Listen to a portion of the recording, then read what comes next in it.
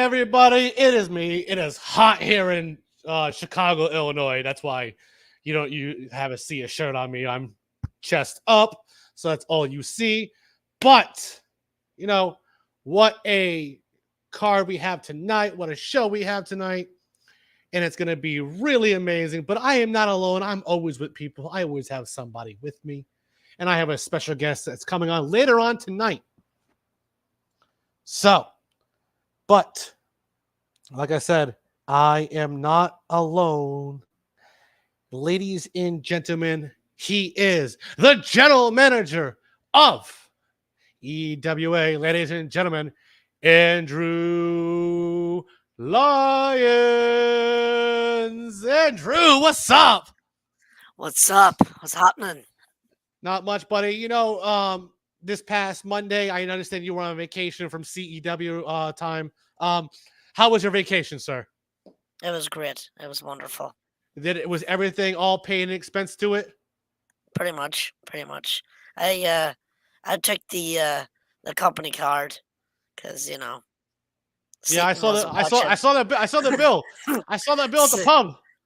Yeah, Satan was watching. Yeah. Don't worry, brother. Don't worry, Andrew. Listen, like I told you, I gave you the company card for a reason. I told you go all out, have fun, and always make sure you were safe. Trust me. Oh, I had my security team making sure they were there to make sure you were safe. You just didn't see them. Oh yeah, they're like fucking ninjas. Absolutely. But Andrew, we're not alone. No, we're never alone. Oh, of course not. I went out and found the newest signee that's been helping me has been helping me for the last month and a half, actually. He is now the newest signee to the commentary team.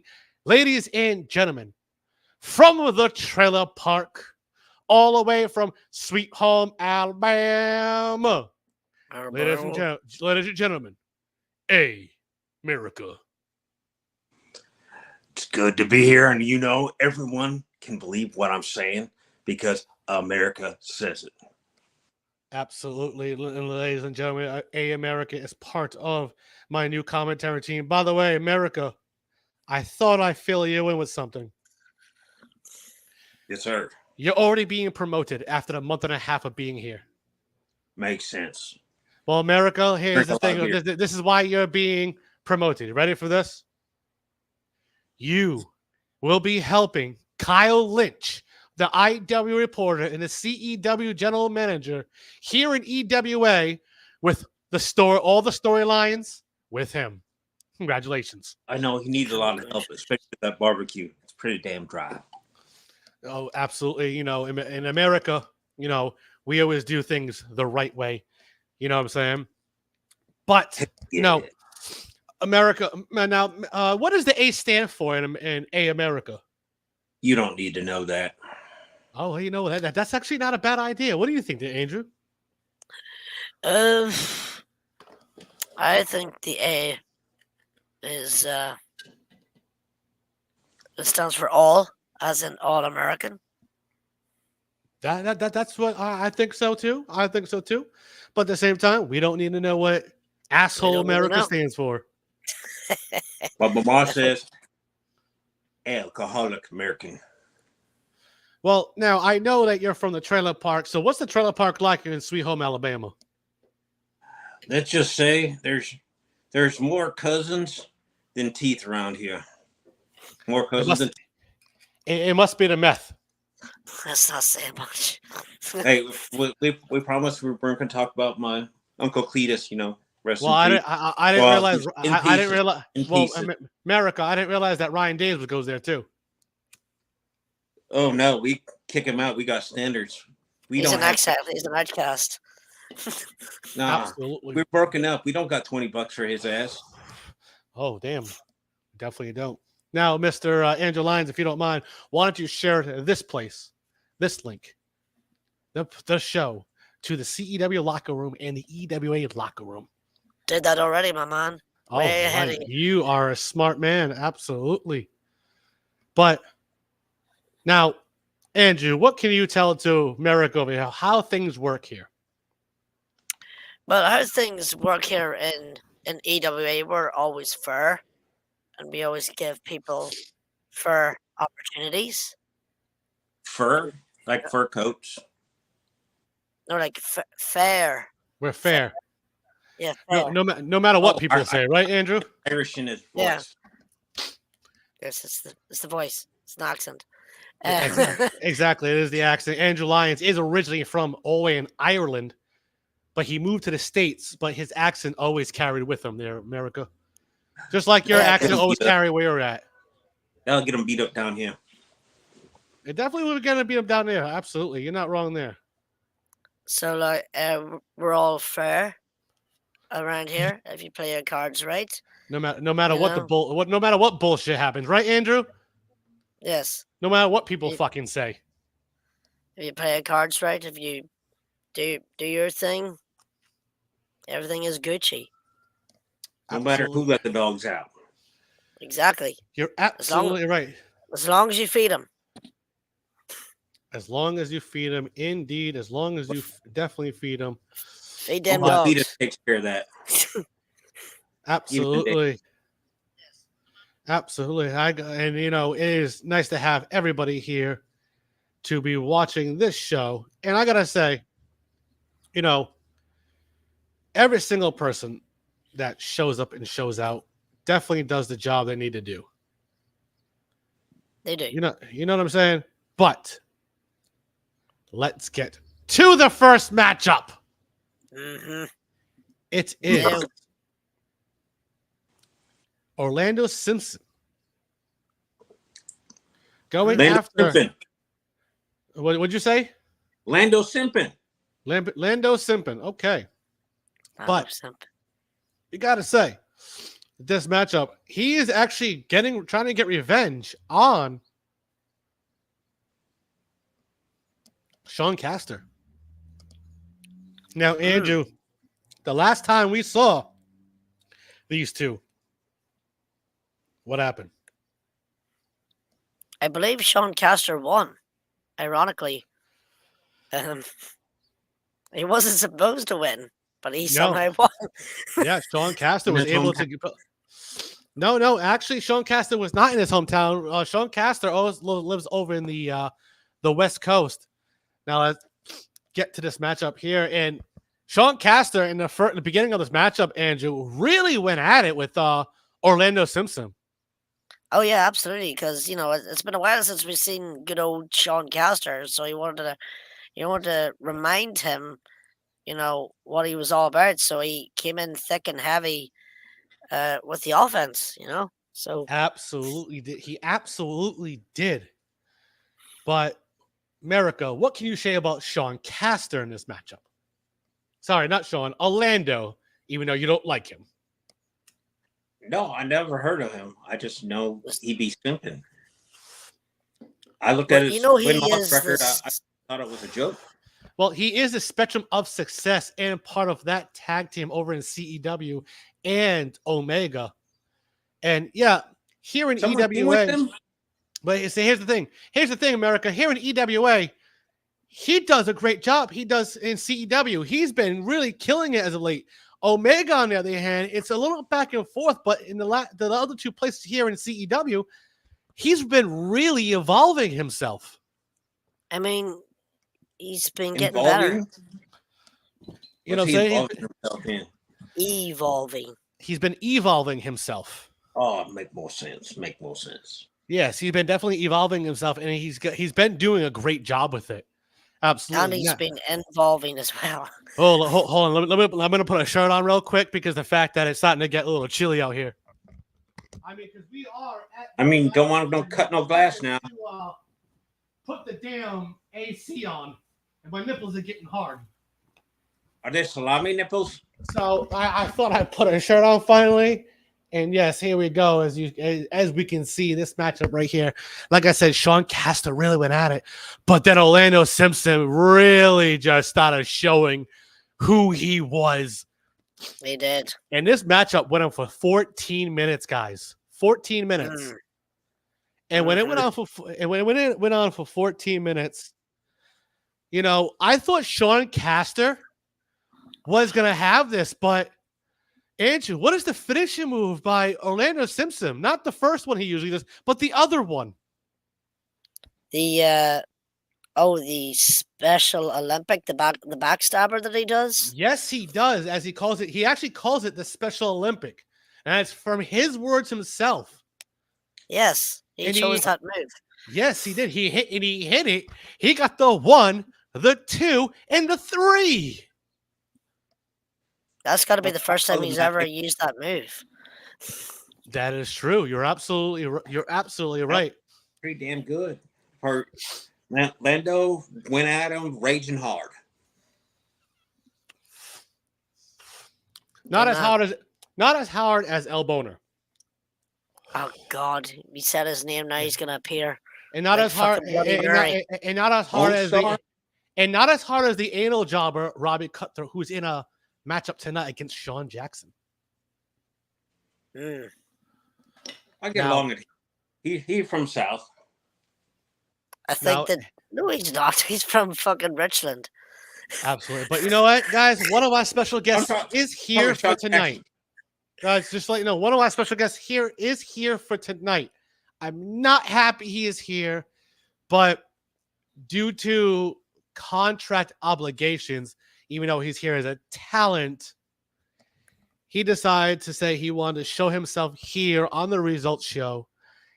Ladies and gentlemen, the CEW co-owner and the vice president of the Dudes, the DOD Society, ladies and gentlemen, Tyler Stone. Tyler Stone, are you there?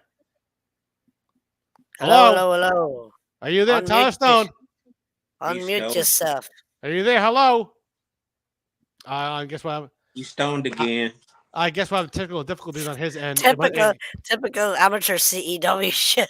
Yeah, definitely typical amateur CEW shit. You know what, Andrew Lyons, I see why you stopped coming around. You don't deal with this shit over here. No. Let me ask you a question there, Andrew. When it comes to tonight's show, what match really got your attention? That's a good question because there's been a lot of good matches in this card. I'd say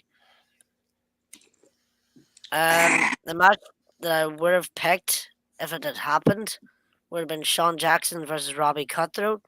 But if I had to choose a second time, I would say Number 7. Number 7. Ooh, what match is that? That was Gore versus Bane versus that was Collective. Match number 7 was the tag team of Darius Jones and Knox taking on one member of DOD Society, which is Death Dealer Bane and Badass Billy Gore. Funny, I thought they left the group, but no. According to the CEW side, Death Dealer Bane is a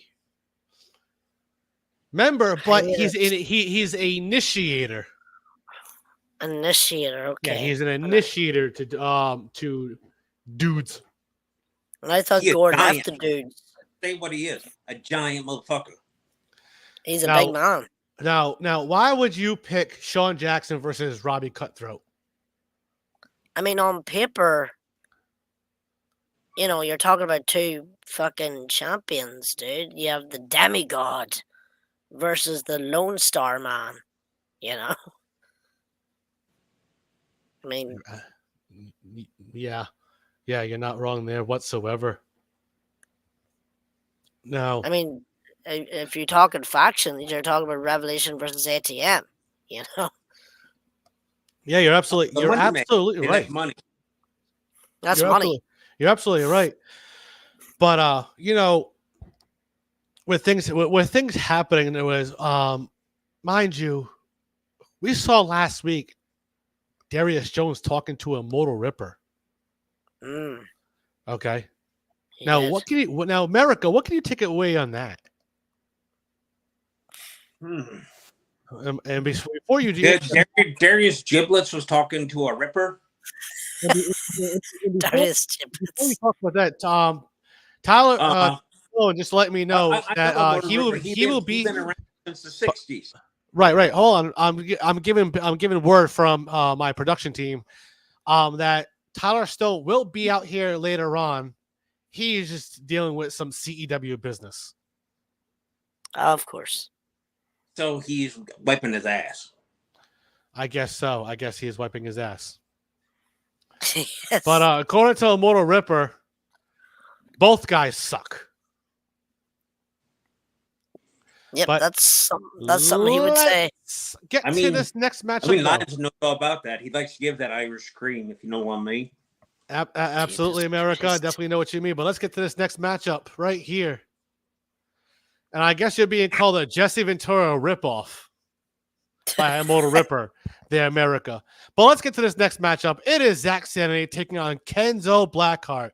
And Andrew, what can you say about this matchup, actually? This match was a good, decent back and forth between both men. Zach Sanity giving it his all.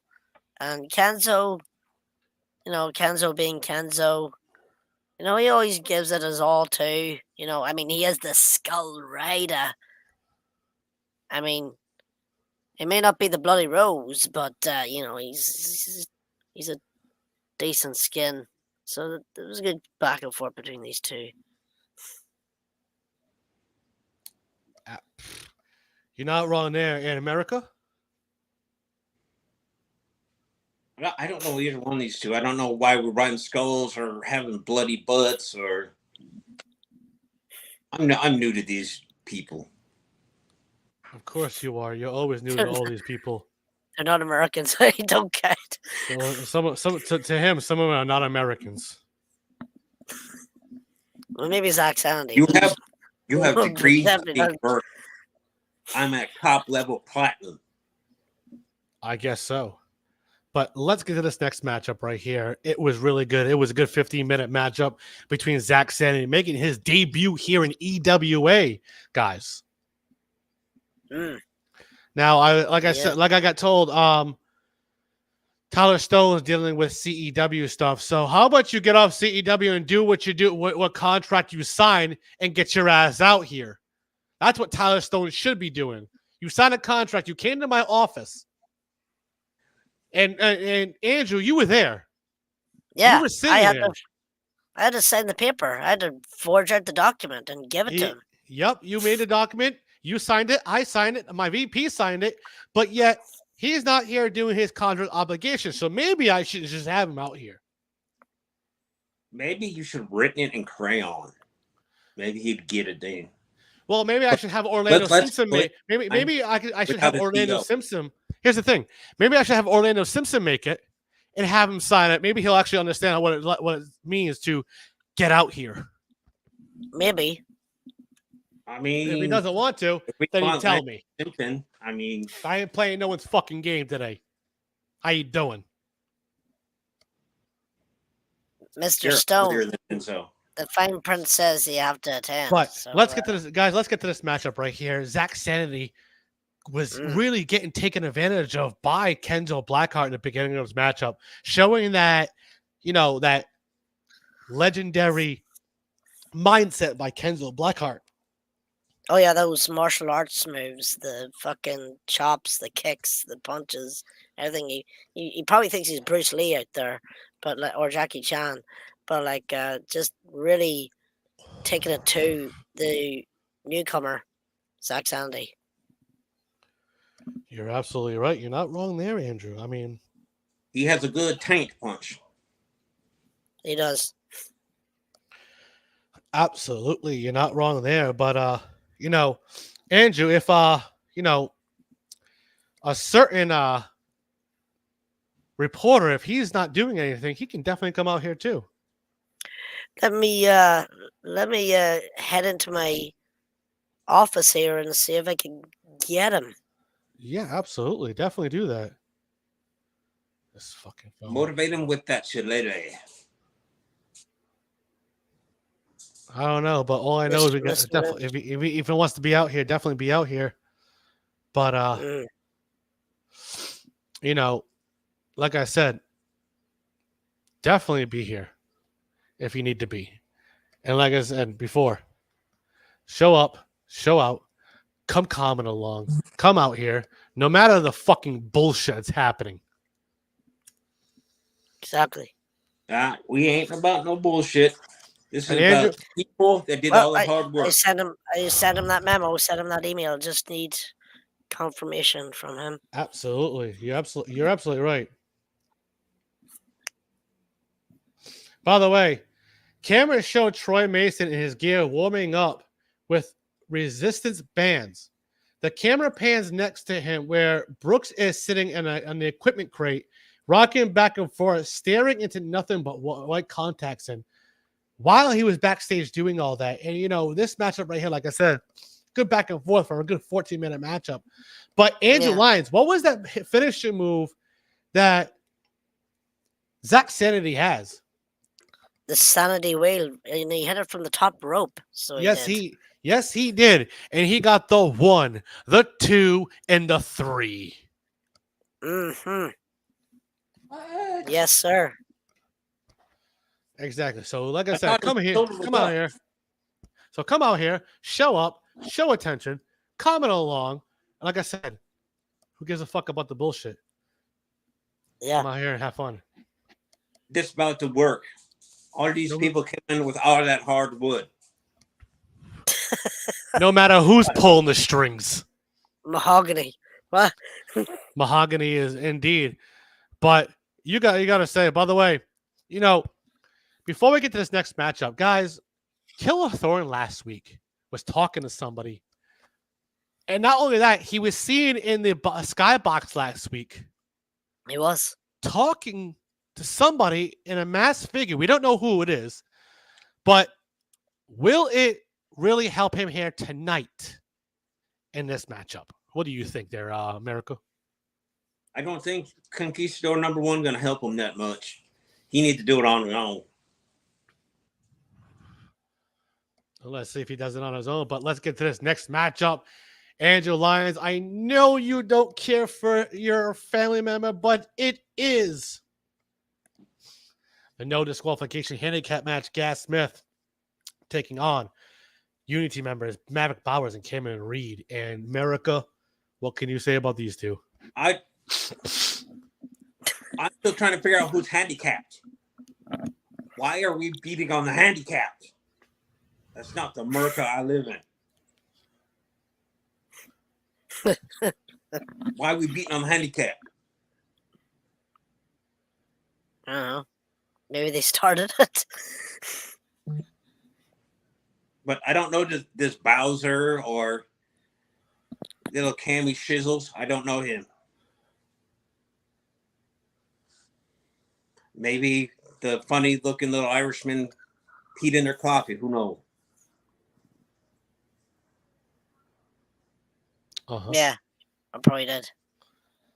Absolutely indeed. But what a matchup this was. Okay, I usually don't really have anything nice to say about my young cousin, but he did surprise me in this match, in the sense, like, for once in his scumbaggy life, he actually gave a damn about someone. Like, he withheld his brother a code of honor for his brother after he got basically his shit mixed last week by Unity. Last week Gas Smith did come out and help out his ATM brother, Nick Knox. But hold on. Speaking of Nick Knox, look at him. He has a steel chair, and he has put it by the empty area barricade, sitting with the fans. Oh yeah, and look at the fans. They're booing the shit out of him right now. He's just sitting there. He's just watching it. He ain't doing nothing.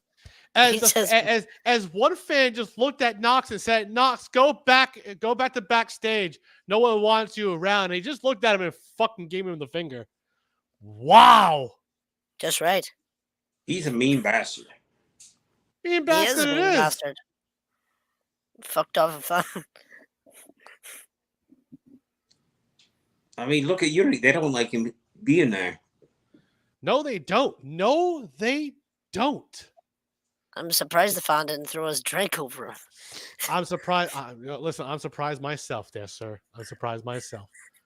But what a matchup this was! And it was no disqualification.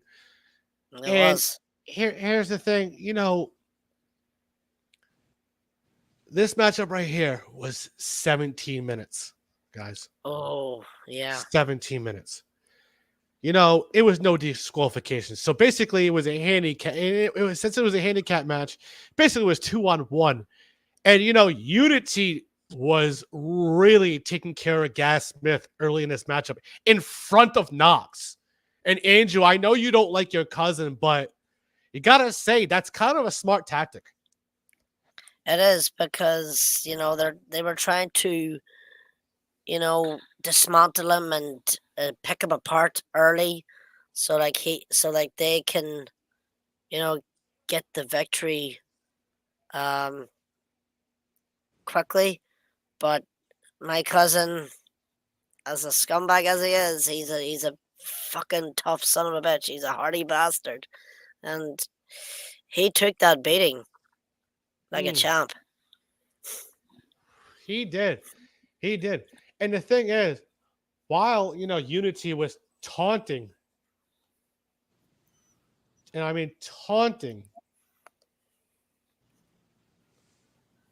while they were taunting, Nick Smith, Knox, Nick Knox. Yeah. What they didn't see, Gas Smith went under the ring. Sneaky bastard. Went under the ring, okay? And when he went under the ring, you know what he did? What did he do? What did my cousin do? Okay? They turned around. Okay? They turned around and didn't see him there. Did not see him there. Okay? By the way, one of my special guests here, I will bring him on after this matchup is done. Don't worry. Perfect. He will be here. Okay? No problem. But while they looked for him, they couldn't see him. He was on the other side of the ring. On the other side of the ring, guys. And when he was, here's what Gas Smith grabbed. 2 light tubes. One for each of them. Basically, and he hit them both over the side of their back. Not even over the head, over the back. Oh, right? man. And Gas Smith went on both of them, and Nick Knox was smiling after what he was doing, and he went on the attack for 7 minutes. God damn, right in the back too. That's for 7 minutes. He definitely went at that for 7 minutes, okay? And let me tell you, okay? Gas Smith going out after him the way he did. It was vicious. It was. Like there was an extra level of violence and sadisticness. Yeah. With it. And this is what happened, right? Gas Smith went under the ring to grab a kendo stick. When he was going to grab a kendo stick, he did not see Cameron Reed. And Cameron Reed hit a back neck breaker. Oof, God. On the Gas Smith. I'll stop you. Oh, absolutely. And it really stopped him. But then Unity decided to go after him. Okay. Unity decided to go after him, double team the hell out of him. But then when they were ready to go for the pin, it was ready to get the 1, the 2, the lights went out. Oh shit! Now this Who is no paid the bill? disqualification. I don't know what the hell is going on, What the fucking but turn him on? the lights come back on, and Darius is standing right behind Unity. The fuck? He just looked at Nick Knox, and even though they're tag team partners for tonight, they've been on the same page as of late and gave him a thumbs up and just howled at them. Howled at them like a Howled wolf? at them like a scream that you'd never heard before. They turned Goddamn. around, the lights went out. The lights went out. They came back on. Okay, Cameron Reed was knocked out for somehow. Don't know what happened. But Fuck. Andrew Lyons, what is that finisher that Gaz Smith has? Yes, he hit that Celtic Tiger Bomb. 16 by 9. 16 by 9. Oh yeah. Yes. What is it called, Andrew? The Celtic Tiger Bomb. That Tiger Bomb 92 spiked him. He hit that on Cameron Reed. He got the 1, the 2, and the 3. Wow. What a no disqualification handicap match. Mind you, the stipulation was he cannot touch him. Yeah. But he made go that ahead, himself. America. He did. Yes. He didn't make that himself. Yeah. And the stipulation goes, but when my special guest comes around, I got to make sure that his focus on 16 by 9 the way we have it here. So if you have an auto rotate, make sure that it's not the way it should be, and it should be the way we have it. But when my special guest is in the gorilla position, I had to give him a heads up on how to make sure his camera looks like this. Yes. Okay. He's in a gorilla? He's in the gorilla He's position. He is ready to come out here. And Well, this man's going to come out here, and yes, he actually asked to be here tonight. Oh, okay. For the whole show. So I'm just waiting for him to make sure everything's ready to go, and his phone is ready to go. There it is. Okay. Before we get to this next matchup, America, what can you say about this? No DQ match that just happened. Man, it just seemed like Unity's mind wasn't it. They were more into trying to taunt the man, and they just showed that they're not the ones that are the puppeteers that like they're trying to say they're pulling strings. Looks like Gazzard Smith and Nick Nips freaking had the upper hand there. Absolutely. But before we get to this next matchup, this man wanted to be here. It's his first time actually being out here. And last week, you saw he was not in a good mood. And he talked for his client, Sean Jackson. Ladies and gentlemen, the agent of the Open Challenge champion, Marshall Owens. Marshall, welcome to EWA. Thank you for having me, Derek. Absolutely. When you came to my office, said you want to be here this week, I was like, you know what? Looks like I have to have you here. You signed the contract. You want to be out here. You said you want to be out here for everything. So I'm actually happy to have you here, and thank you for your time. Well, as you know, my time is very valuable, and so is the time of the Lone Star of Texas, the EWA Open Challenge champion, Sean Jackson. And I'm kind of curious, but about a few things, but I mean, those can be addressed later in backstage or in reference to last week. Yes. Because of what happened last week with the number one contender spot, next week we will have a triple threat at the Go Home show before the pay-per-view. It will be your client, Sean Jackson, taking on Darius Jones and Troy Mason. Yes, it will happen because of what happened last week. You saw what happened last week. You saw the interaction between all three of them. Now, you can't say that Sean Jackson was not involved. He did get himself distracted and lose last week. Derek Cole, you ought to be glad that Sean Jackson is not an attorney. Because what I was going to do was I was going to tie EWA up in so much litigation. No. I was going to have this thing drug out through the courts. But fortunately for you and fortunately for the EWA management team, my client, Sean Jackson, is not an attorney. He decided that, yes, this should be settled in the ring. He didn't want to listen to me, although I almost had him. I almost had him to EWA up and so much litigation that your great grandchildren were going to need lawyers. Whoa, But fortunately for you, unfortunately for me, Marshall, hold on. Let's not bring because family we into felt this. I'm just saying that my client was high upset because my opinion on it was that Troy Mason, Darius Jones should have been suspended. Well, the result of the match thrown out and reversed. Hold on, Marshall. I have an idea for you, okay? That actually might intrigue your client. You ready for this?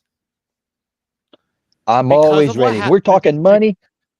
Yes, we're talking. Well, listen, I'm going to double pay your client for anything that caused him to lose that match. I know he put up a hell of a fight. He deserves to be rewarded, and I'm going to do that. But I'm also going to do him a favor as well. Nobody from the collective, that's Brooks with Troy Mason, and nobody from the regulators can be at ringside.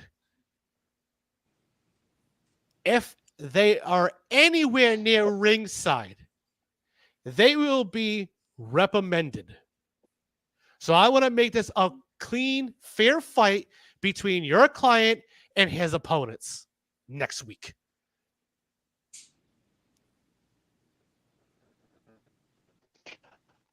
Agreed. Only because Sean Jackson had to agree. I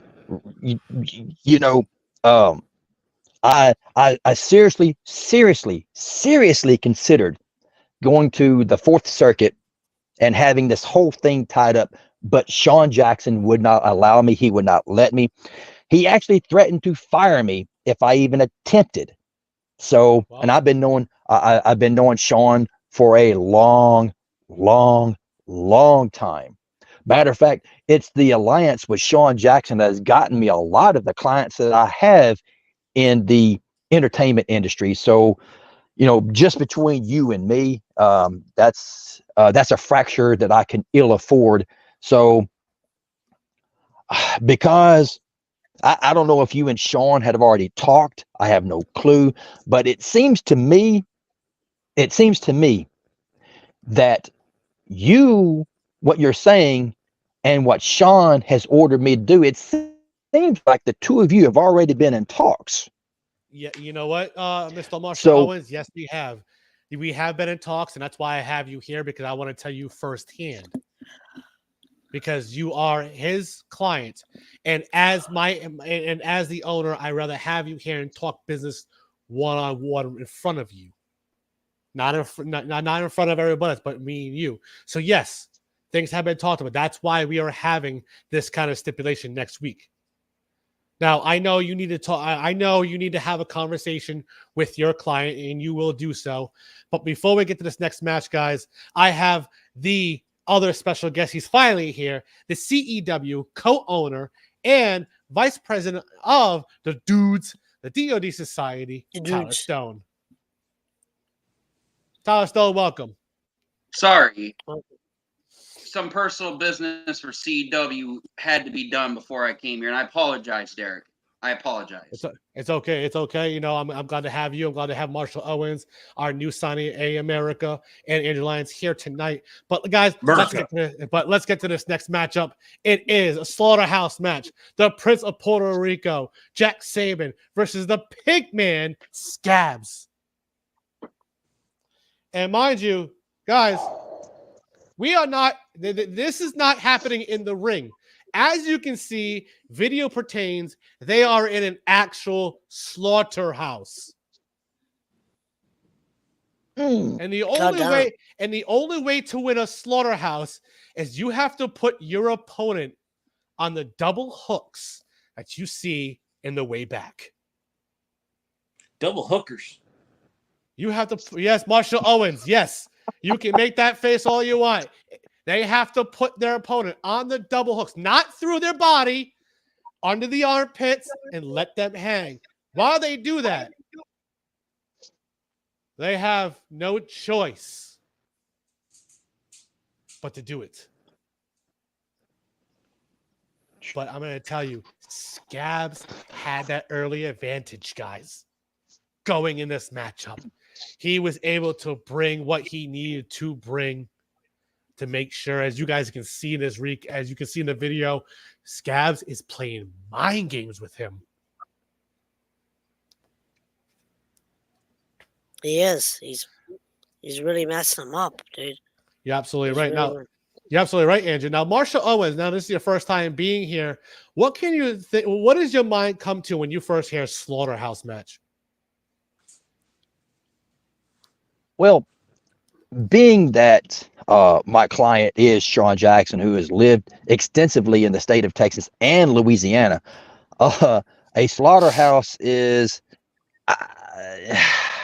it's messy, it's gory, it's everything that you could ever possibly imagine, and things that you can't imagine when you are leading a pig, a lamb, a cow for that matter, into a slaughterhouse. You can just about imagine what goes on in a place like that. And coincidentally, my client Sean Jackson has been in the ring with Scabs, and we have made it a personal note ever participate in a match with Scabs just specifically for the reason.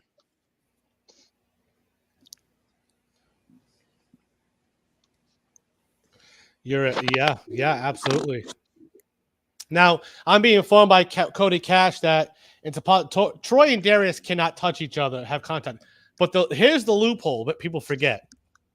The only way they're allowed to have contact is in an actual match. Now, Marshall Owens, you are a lawyer for Sean Jackson, so you know how loopholes work, correct? I did look at that contract. Yes, correct. I did. And Andrew Lyons, you saw the loophole in the contract. It does state the only way to have a match with each other is through a match. And Tyler Stone, also yourself, you're a co-owner for CEW. You know how contracts work with loopholes. And that is why we booked it in CEW.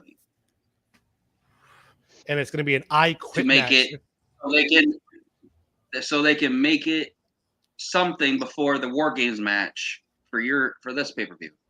Yeah, absolutely. But we're gonna give it. By the way, Zach City is here. And by the way, Zach City, you won your match tonight. Yes, you did. Kudos, sir. Cody Cash, the client of Brooks, is not too happy. Actually, he said no contact means zero. There are no loopholes. This is bullshit. Well, obviously they found a loophole. Andrew Lyons was the one who brought it to my attention. There's nothing I can do. When he is the GM for a reason. No, Tyler Stone, this was EWA business. Andrew Lyons over here. He found the loophole. I didn't. He came to my attention with it. So if you're going to get mad at anybody, it's going to be Andrew Lyons. And Brian Williams, Tyler Stone is a loser. Derek Cole, help. Brian Williams, I know where you're at. Don't worry. I found where you're at. I will get you. Don't worry, man. You will be back soon. I will Leave make him sure of it. But He does not Cody quit. That's why Kingston, you if need they're- an if they want to attorney. be mad at me. I'm expecting Crew, in my you need to office. take care of your cousin now, asshole. But well, let's get to this matchup. Okay, let's get to this slaughterhouse match. Like I said, Scabs, we're getting off track. Scabs had the early advantage in this, playing mind games. But Jack Saban, being that the Prince of Puerto Rican, doing what he had to do in that, and getting in the mindset of Scabs himself, he was playing mind games too. These guys were going back and forth. It was a 17-minute matchup, going back and forth. They had to do what they had to do, and Scabs over here. Now, Andrew Lyons, what's that finisher that he has that's so... It's not the last slab. It's something else. Oh, it's not the last laugh, but he had But the you know what? swine flu. That is it. The swine flu. Okay? He hit the swine flu, and he thought he had it. He was going to put, Daryl Saban on those hooks, but Daryl Saban was able to rake the eyes before he got up there. Nasty. And Daryl and Jack Saban, what is that finisher, Andrew, that he has? Zabuza's blade. He hits it, and then he took Scabs. He put him on the tray. Okay, that tray when you cut up bodies. Oh God! He went underneath something, and he grabbed a barbed wire kendo stick and wheeled back shots right to him. And he was really wrecking him. And in America, you gotta say that Jack Saban is really off his hinges. I mean, I think he threw some of that Caribbean jerk in his eyes. Blinded old Scabs, that squealing and dealing son of a gun. Absolutely, you're absolutely you gotta right. Put him up. You got to put him up before that man comes back around. You're absolutely He'll right. make him squeal like a pig. You're absolutely right, and he was ready to put that pig on the hooks, but of course, Scabs being Scabs, that legend, that veteran that he is, with the legendary tactic that he has, he grabbed the head of Jack Saban, and he was trying to choke him out. Damn. And while he was doing, he was choking him out, but he only had one arm on the hook. While he was choking, he was holding him. And he dropped him as they both dropped and both trying to catch for breath. And the referee, definitely who was there, had to make sure they were both okay. And he put the arms up like they're okay. So it looks like they're both still in this matchup. Guys, I got to say, this slaughterhouse match is intense. Marshall Owens, your input.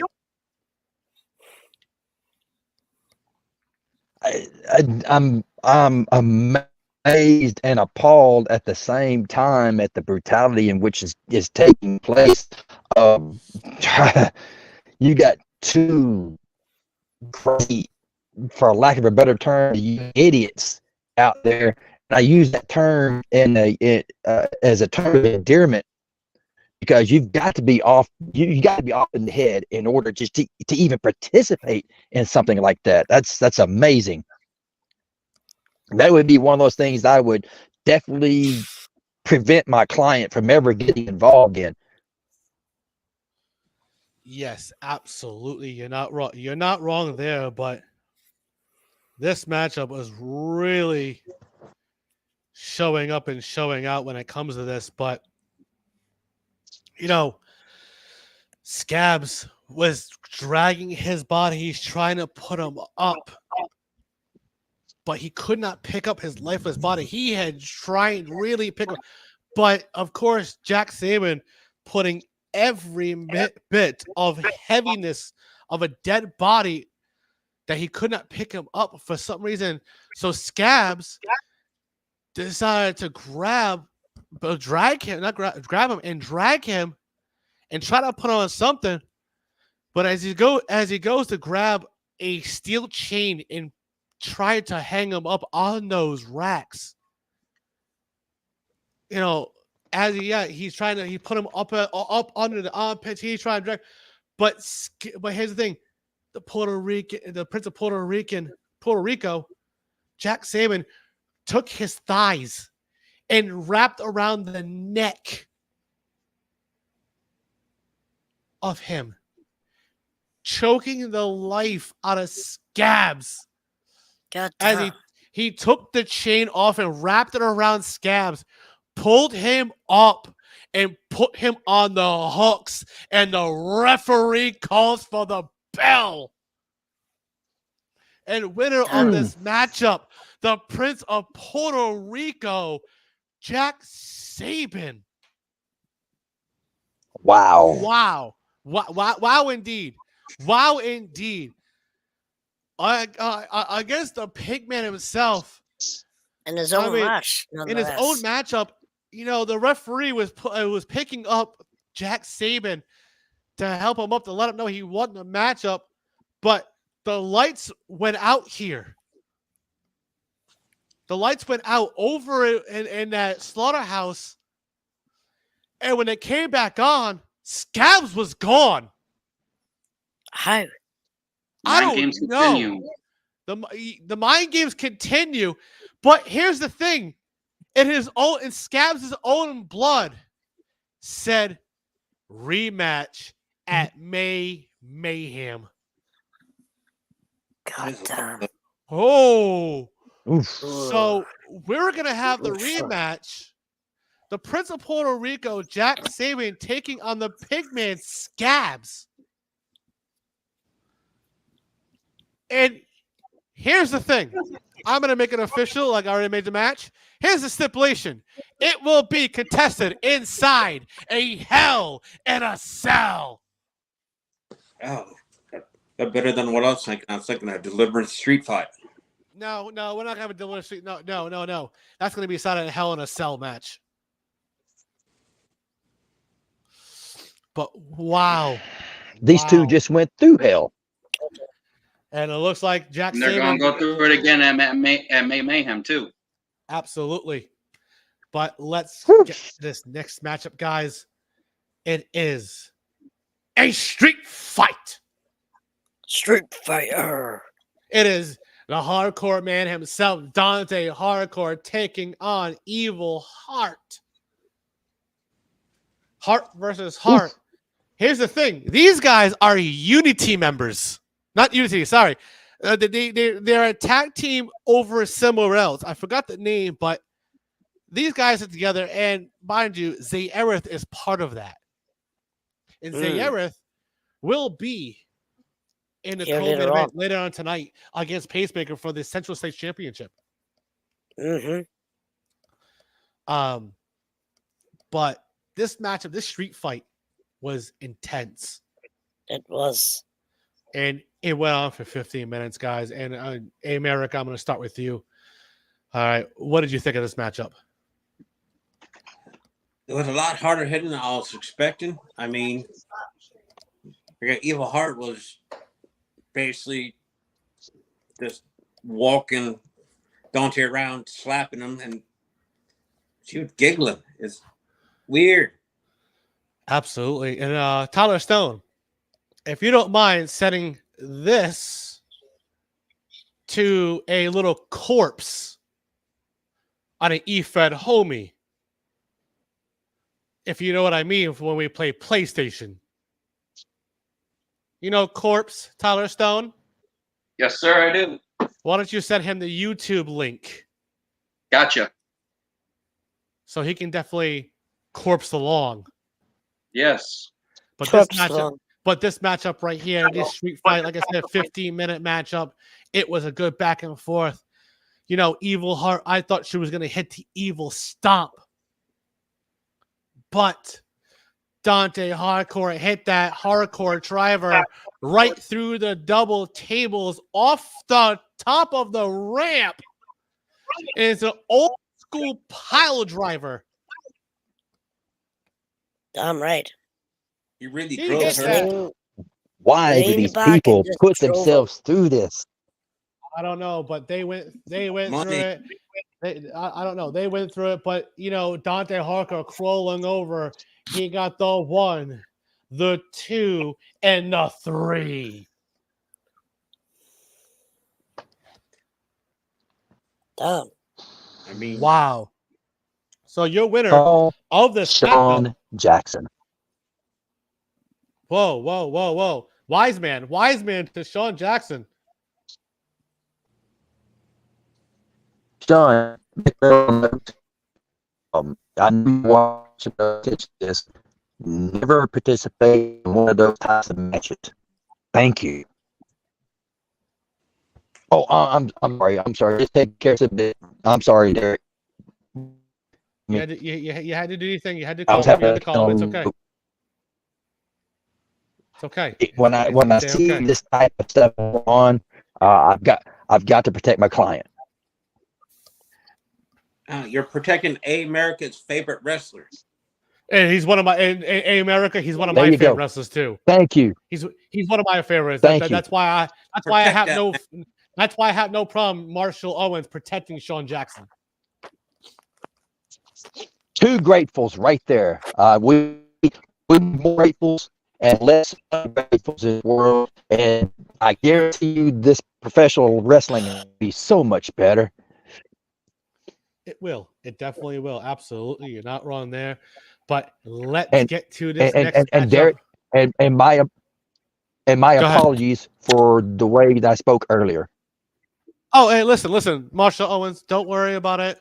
Listen, I'm a fan of yours. I love what you're doing for Sean. I love when you come out with him and you talk for him, because the fact that you make so much sense when you talk. Here's my thing. Here's my thing, okay? And I'm going to be completely honest. Okay? And send it to a little corpse, Tyler Stone. I just saw it, by the way. Okay? Here's the thing, Marshall Owens. We had conversations backstage. We had many conversations in the office. And I got to say, the reason why Sean Jackson Correct. is Agreed. the Open Challenge champion is because he shows up, he shows out, he tells the story. And you know what? He does what he needs to do. And he doesn't put himself through tables. There you go. He calls more people gratefuls. We need more gratefuls. He calls people ungratefuls because the fact that people are ungrateful what's in front of them. And he said it many of times. And and when he says it, he's not just talking about the talent. He's talking about every single person in the IW network. Because they're ungrateful what's in front of them. Thank you. And they don't accept what's in front of them because they want to feel their own ego. Now, before we get Correct. this next matchup, Absolutely correct. Now, before we get this next matchup, Marshall Owens, let me ask you a question. Why has Sean Jackson been watching the matchups of Troy Mason and Brooks?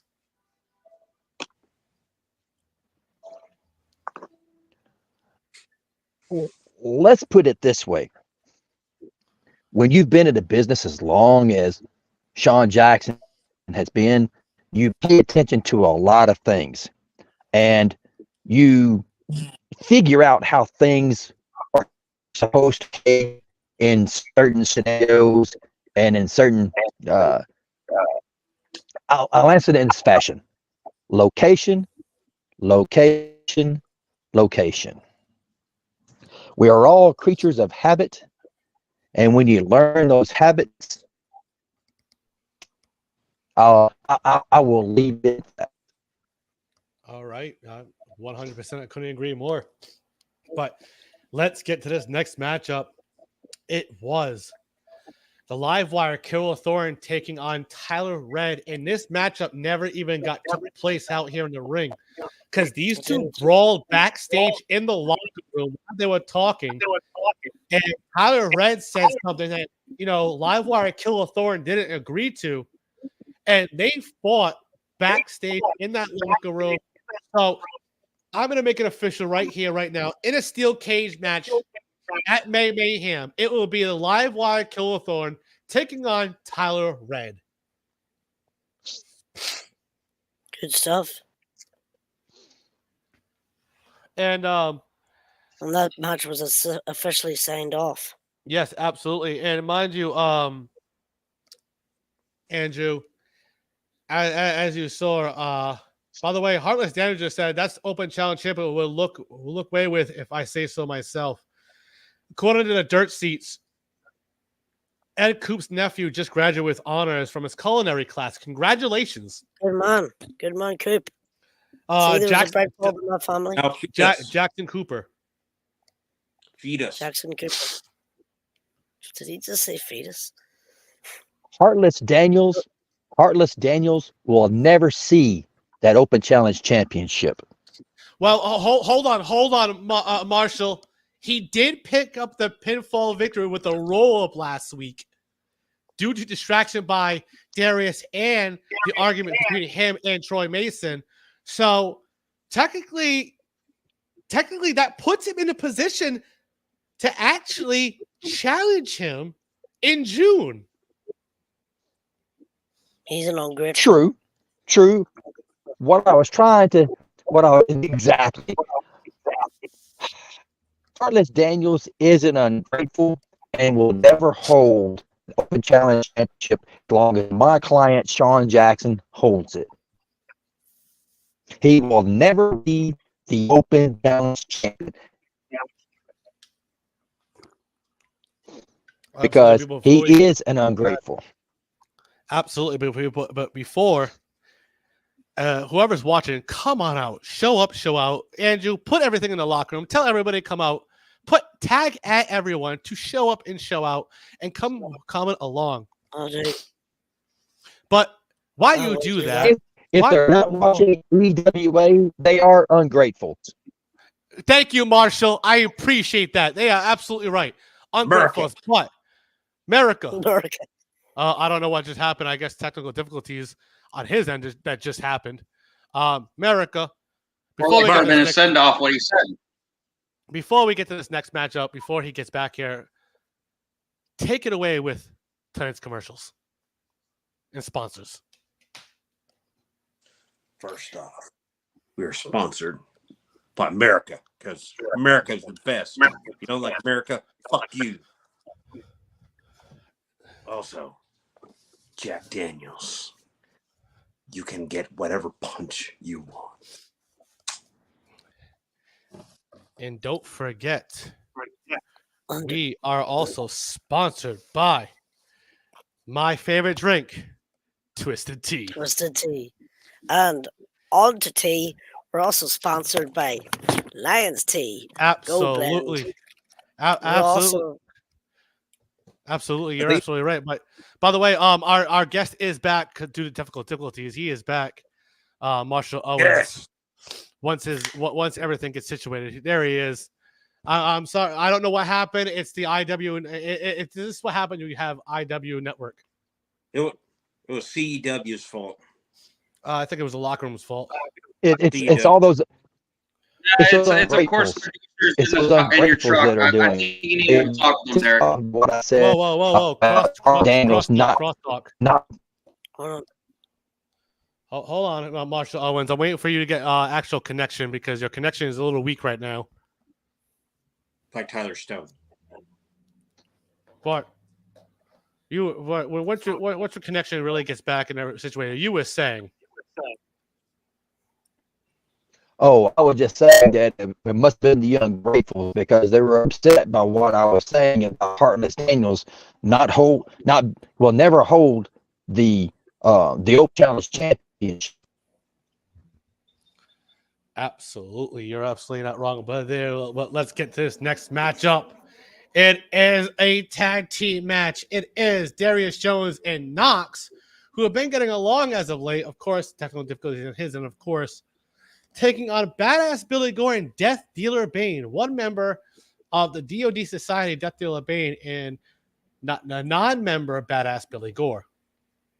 Now, Tyler Stone, Death Dealer Bane is an initiative of the DoD Society. Yep. Now, what can you tell us about that? So everyone thought he wasn't part of the group. But here's the thing. The beating that all of us gave him was just a little pre-attempt to see if he can outlast what the Do or Die Society can do. You see, that was a contract from someone outside of the Do or Die Society. But we found out that he's part of it after that beating we gave. Absolutely. So absolutely. I don't know who did the contract. I'm just the one that does the beatings by contracting. Absolutely. We gotta make It money looks like the somehow. connection is back for Marshall Owens. I'm sorry that this is what happened. You have IW Network internet. But this matchup right here is Darius Jones and Knox taking on Badass Billy Gore and Death Dealer Bane. America and Angel Lines, I already know your input. You've already said it before. Marshall Owens, I want your input right here in this matchup.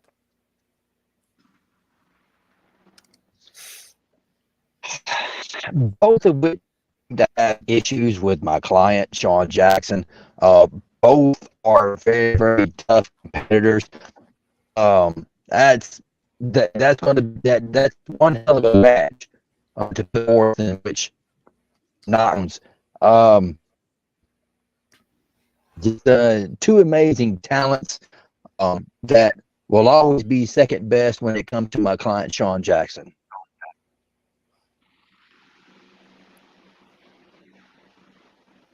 Okay.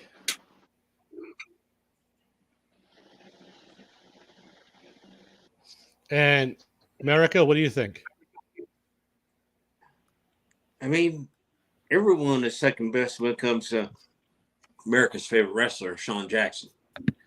But this match, I think the scales are tilted a little bit. You're going Death Dealer Bane and Billy Gore, Dumpster Man, they're at a deficit. They should actually get another partner to make it fair. I couldn't agree more. I know I know Marshall Owens, his stuff is oh,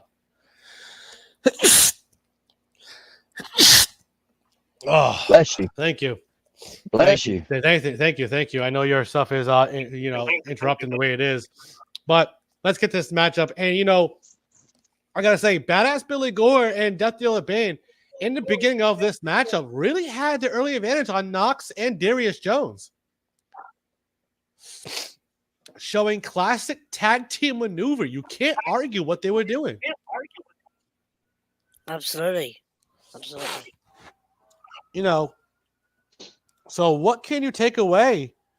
I'm going to start with you, Tyler Stone. I know you got problems with the regulators over in CEW, but what can you take away this matchup early going? I'll take what I can see. They're both great, and I hate Darius Jones just as much as everyone else does. But he is someone that can take names and do what he knows best, and that's kick ass. You're absolutely you're not even wrong though there. Everyone hates him. Darius and Knox kick ass. You're not wrong there. Now, America, I know you don't I really don't like Knox because the way he is, and I know that's part of your family, and I know he's not part of America. But we'll have technical difficulties on Sean's. No. But I know that you don't. I know you're not rooting for him in this matchup. I already know we already talked backstage, and you will during this matchup. You will hope he does not win this match. But then, of course, Badass Billy Gore went to go tag in Death Dealer Bane, and he did. And Billy Gore was kind of holding his ribs on that. He's hungry. He was holding for a bit. Definitely was. And then, of course, who takes advantage of that? And that was Knox. Yes. Rick. And Knox took advantage of the 2-on-1 advantage right now while Badass Billy Gore is holding those ribs.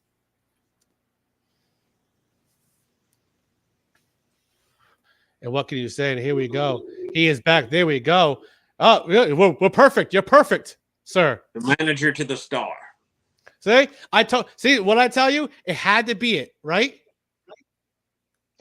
We've got some we got some bad storms coming through, so it's it's gonna be hit and miss. I'm sorry, guys. That's okay, Marshall. That's okay as long as it works right now, and when it works when it can. That's all that matters to me, and that you're here. That's all. That's what I care about.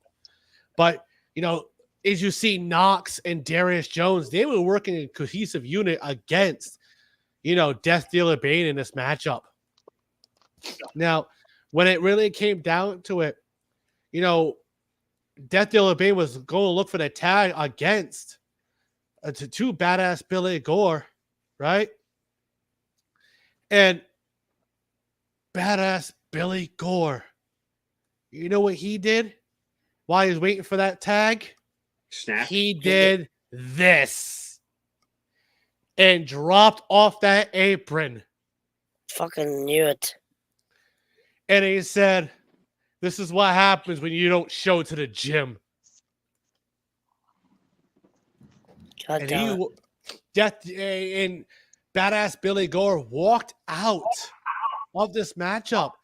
And Death Dealer Bane doesn't see the blind tag, but Darius Jones and Knox hit the 1914, which is a combination of Knox's finisher and Darius Jones, the collapse and burning hammer. And Darius Jones gets the pin on Death Dealer Bane for the 1, the 2, and the 3. Wow. I can't believe what just transpired here, but You don't give them a single break. no, as you can see, Darius and Knox take Death Dealer Bane, throw him out of the ring so they can celebrate. And Darius just said to Knox, I hear there's some vacant tag team championships. Maybe you and I should go for it and actually show what a cohesive unit looks like instead of you and that face that runs here, Ed Coop. What do you say? And Knox just shook his hand and said, let's go after it. That would be a very formidable tag team. Indeed. And then, as you see, Darius just looks in the camera and said, next week, Sean Jackson, better prepare. Because that Open Challenge Championship will be mine. Not yours, not Troy's.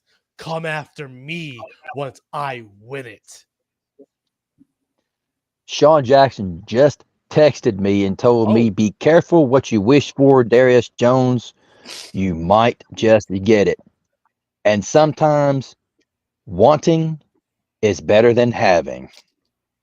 And as you saw, Sean Jackson was on the screen saying that, and that just pissed off Darius Jones. Marshall, your client is that mental rapist for a reason. Just because he uses the Lone Star of Texas does not mean that persona is gone. It's there. It's just that he's had to change because of the Me Too movement and possible litigation that could come from that. That's the reason why. But for all of those ungratefuls who think that that's not who he is, they're going to find out. They're going to find out what they should have known all this time. He's not someone to trifle with. And if Darius Jones wants to continue poking the bear, you're absolutely right. And Tyler Stone, if you don't mind, you're member of DD Society, Heartless Dales, would like to come out here and say a few words. So before that happens, he wants so if you don't mind sending him the link to be out here, I greatly appreciate that. He wants to say a few words before you guys have your matchup later on tonight. But let's get to this next matchup, Marshall Owens. I know you've been waiting for this next matchup right here, and it is a singles match between the Lone Star Man himself, Sean Jackson. And as you can see, Darius, he has a chair and he's sitting on top of that ramp watching this matchup. As these two guys, Sean Jackson and Robbie Cutthroat, did make it to the ring. Somehow. Now, I'm going to go before. I can't ask Marshall because he's going to be unbiased. So I'm going to ask you three. Now, Andrew, this matchup, you talked about it earlier. Who are you going with the victor on this? Well, I'm gonna go with the Lone Star Man. I mean, he's a champion for a reason. I mean, the demigod, I don't know what happened to him. He must have went to some crazy fucking sex party or something. Stumbled his merry ass into the ring somehow. And that's how he got here, I suppose. But Southern Heart and AR-69 happened to him. Yes, absolutely. But before while we pick up, so America, your opinion. I think that he was tempted by the devil. I mean, he is so unfocused. He wants to go look at tits and ass rather than for gold. I mean, he should learn something from America's favorite wrestler. I guess so. But before we get to this matchup, I guess Brooks was telling Troy that sounds like we have competition, kinda, when it comes to Knox and Darius Jones. And Brooks also said, Sean Jackson, let's talk soon. Now, Marshall Owens, what can you tell us about that? Well, Derek, that's on a need to know basis, and no offense, but you don't need to know. I guess I don't. At the same time, I actually do. But before we get to this next matchup, before we get to this next match, somebody wants to say a few words before your client and Robbie Cutthroat come out. So here he is, the CEW owner himself and leader of the Dudes, the DOD Society. Dudes. And the guy who beat Sean Jackson last week. I don't mean to be ungrateful, but I have to mention it. It's a miracle. Marshall. Miracle. So, ladies and gentlemen, Never happened again. Heartless Daniels. So what's this? I'm not deserving of a Open Challenge Championship, Marshall? I will never win it? Mr. Daniels, I'm just an advocate for my client. I mean, no disrespect. I'm just telling you, I'm telling the wrestling world exactly what my client has told me. And again, I mean you no disrespect. But my client is the Open Challenge champion. He said he's going to be the Open Challenge champion until he gets tired of holding that championship. And this is not me. This is him saying that not you nor anyone else is going to take that championship from him. Again, with all due respect. Well, here's the thing. Not only am I challenging Sean Jackson for the Open Challenge Championship coming June, all up to say, Derek Cole, how about this? I will put my $1 million title on the line exact same time, and prove why I'm the most dominant, longest reigning IWPCR $1 million champion. Marsh Owens, your response.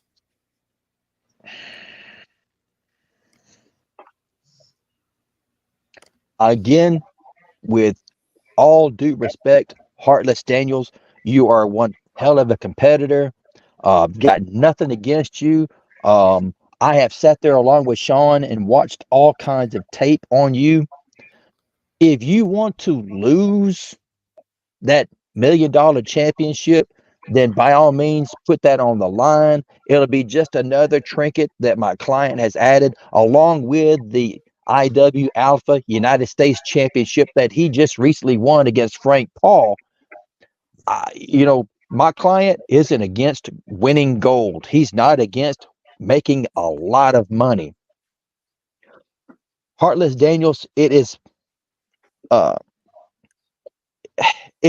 upon me to advise you that will not be a good idea. But if you do so, you do so of your own fruition. And as that old expression goes, a fool and his money are soon parted.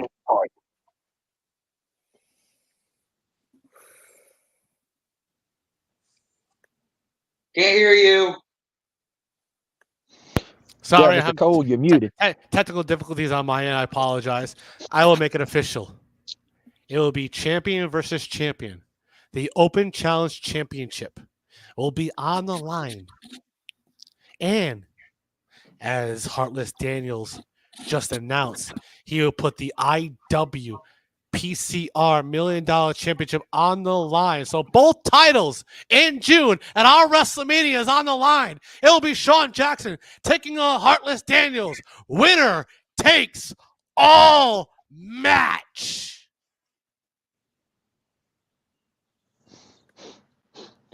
So before I let you go, Derek Cole, upon my client, Shawn Jackson, and I quote, Heartless Daniels, you have a deal. Shine that belt up. Get ready to turn it over because my client is going to walk out. He's going to walk in with one and he's going to walk out with two. And again, a fool and his money are soon parted. well, here's the thing for both of you before Heartless Daniels, before I let you go. Okay. I know you have a match next with Tyler Stone over there. I'm going to let you go. So, one, here's what I'm going to do because I am that kind of guy. I'm Derek Cole, and I will make matchups that benefit not only Marshall Owens' client and also you as self. I'm going to ante up the stakes for the stipulation. You two will not know until day of. And I have a match in mind. Me and my team, Andrew Lyons and Miracle. Absolutely. We will talk when that time comes.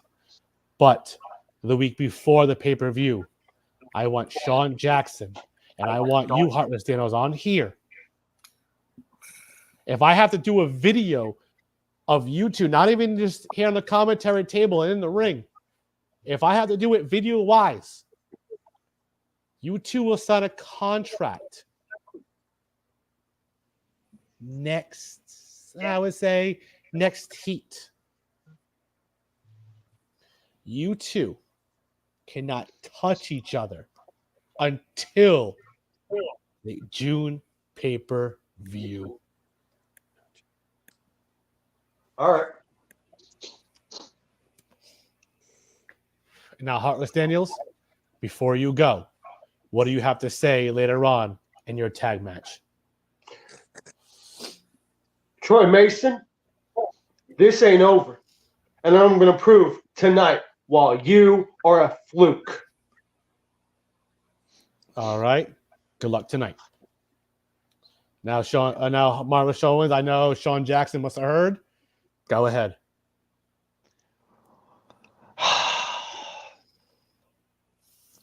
Heartless Daniels, and I quote, Heartless Daniels, you are going to discover, along with the rest of the EWA roster, exactly the reason why I have forgotten more about this sport than you will ever know in your lifetime. I accept the stipulation, but always remember, just because I don't call myself the mental rapist does not mean.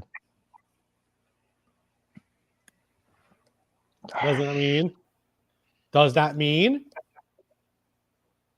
Mr. Cole, with all due respect, I am not going to finish the rest of this. It's probably better that I don't. Okay. You know what? We'll talk later on, definitely, as you know, client to owner. But let's get to this matchup. Your Lone Star man, Shawn Jackson, your client is already in the ring. And as he just went like this, let's go Robbie Cutthroat. And Robbie Cutthroat is here. He did show up to the ring.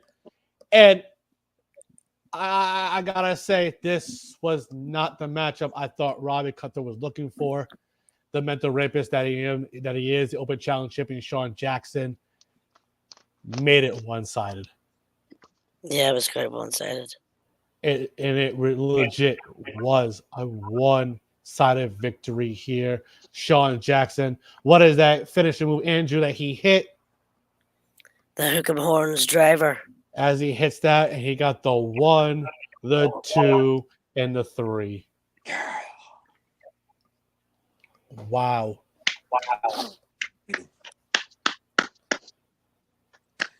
Tyler Stone, I understand you. Tyler Stone, I understand that you actually have problems with a certain person.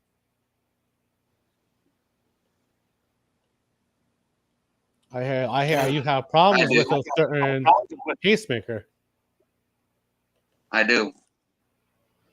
Now I know you have a steel cage match at Mayhem, and I know you want to speak on that. So go ahead and speak on that, and speak on the next matchup that's coming up next. That's you're in this tag team matchup. So go ahead and speak on Sean Jackson. Sorry, not Sean Jackson. The pacemaker. You see, Pacemaker told me that I have improved in my ways. Pacemaker told me that he actually came to my locker room and asked to challenge me that first day. After the first time that we double DQ'd in that match, I was upset with myself. I was down and about. I was not in the right state of mind. And I still am not. Because I felt like I fucked over myself. And now that we're in a match of my domain, where I can't get DQ'd, where I can't get counted out, where I can't get anything fucked with me. Hello? This is where John, you know I couldn't say that. get to do what I got. You know I couldn't say that. Whoa. So What's happening? Pacemaker, I'm ready. Now I know you're facing Pacemaker in a steel cage match. What can you say about this matchup coming up next against the Collective with Heartless Daniels? You see, Heartless has Troy Mason. What I have is my revenge on what Brooks did to me months ago. He injured me. So I have that chip that I need to get rid of. And I'm not going to stop until I get what I need to do done. All right. Thank you for your last words, and good luck in your matchup tonight. And as you can see, Tyler Stone's already in the ring waiting for Heartless Daniels. Now, before we get to this next matchup between the Collective and the DoD Society members, Tyler Stone and Heartless Daniels, they're facing on the members of Collective called the Hazard, Kurt Brooks and Troy Mason. Now, America, let me ask you a question on this matchup. What did you really think of it? It was a lot better than I thought it was going to be. I mean, it's kind of cool that, that Road Hazard, Roadblock came back down the ring. He lost a lot of weight. So him and Terry Mason did a very, very splendid job. It's Troy Mason. It's Troy Mason, not Terry Mason. America, get it right. Okay, Terry Porter did a very good job. But you have to really talk about the dudes. The dudes without attitude. They brought more fight than I thought they're gonna. Now, while this matchup was Heartless Daniels is in the ring with his fellow member of Tyler Stone, the music of the Collective hit. Okay. Kurt Brooks, Troy Mason coming out together. Right. The music was done. They're all 4 men are already in the ring. They're ready for this matchup. Okay. Here's the thing. Sean Jackson is sitting on top of the ramp without the knowledge of you, Marshall Owens. Is that what you were talking about? Is that why you couldn't tell me what was going on? No comment. Sure. Marshall. Hey, we talked about confidentiality. this. Sometimes my client gets a little upset. I was supposed to finish reading the rest of the message. So because I didn't, he he does things like that. So Yeah. Well, this is gonna piss off your client because know what? Who's walking out right behind him? A steel chair sitting right on the side of him, and Darius Jones sat right on the side of Sean Jackson. Obviously, it looks like the mental rapist has his own mind games played on him. Derek, don't you have security? I mean, They found the loophole. They can't touch each other. Never said they couldn't sit and watch. Now, mind you, your client has been watching not only the collective but Unity as well. Is he going to be involved in the pay-per-view, or is what's going on with your client? my client has a problem of not.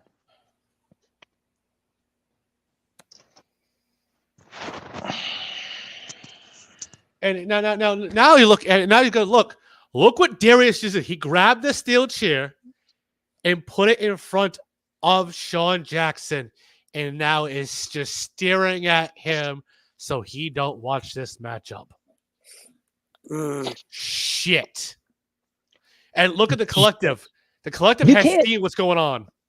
Marshall, the collective is looking at it, and they're pissed.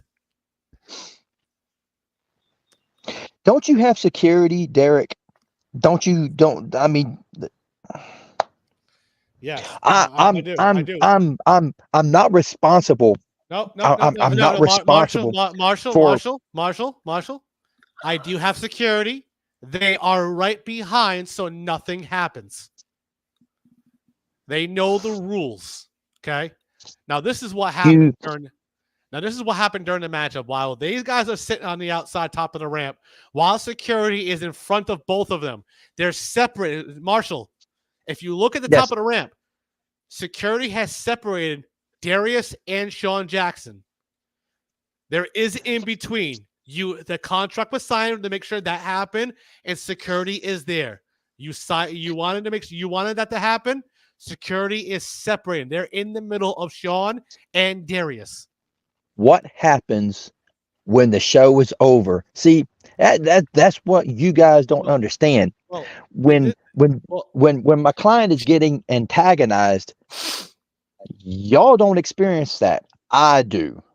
Right. Well, this is what happened, okay? Troy and Daniels start back and forth, but Troy shows strength early.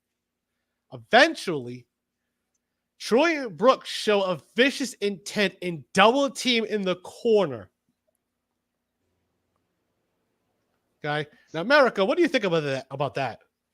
I mean, I'd be upset if I was a lawyer and saw them double, Perry Mason go breaking the law and stuff. I mean, you're absolutely right. I've never seen Perry Mason that vicious. Andrew Lyons, what can you say about what's going on even on the outside of the ring? Oh, they're just fucking brawling. They're brawling about out there, wasting vital time. They're kicking the absolute.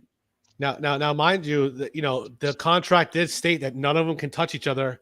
That concludes Sean Jackson and Darius Jones. And you see, Andrew, you see security doubled up. I doubled up. So you see about 20 of security in front of both of Sean and Darius.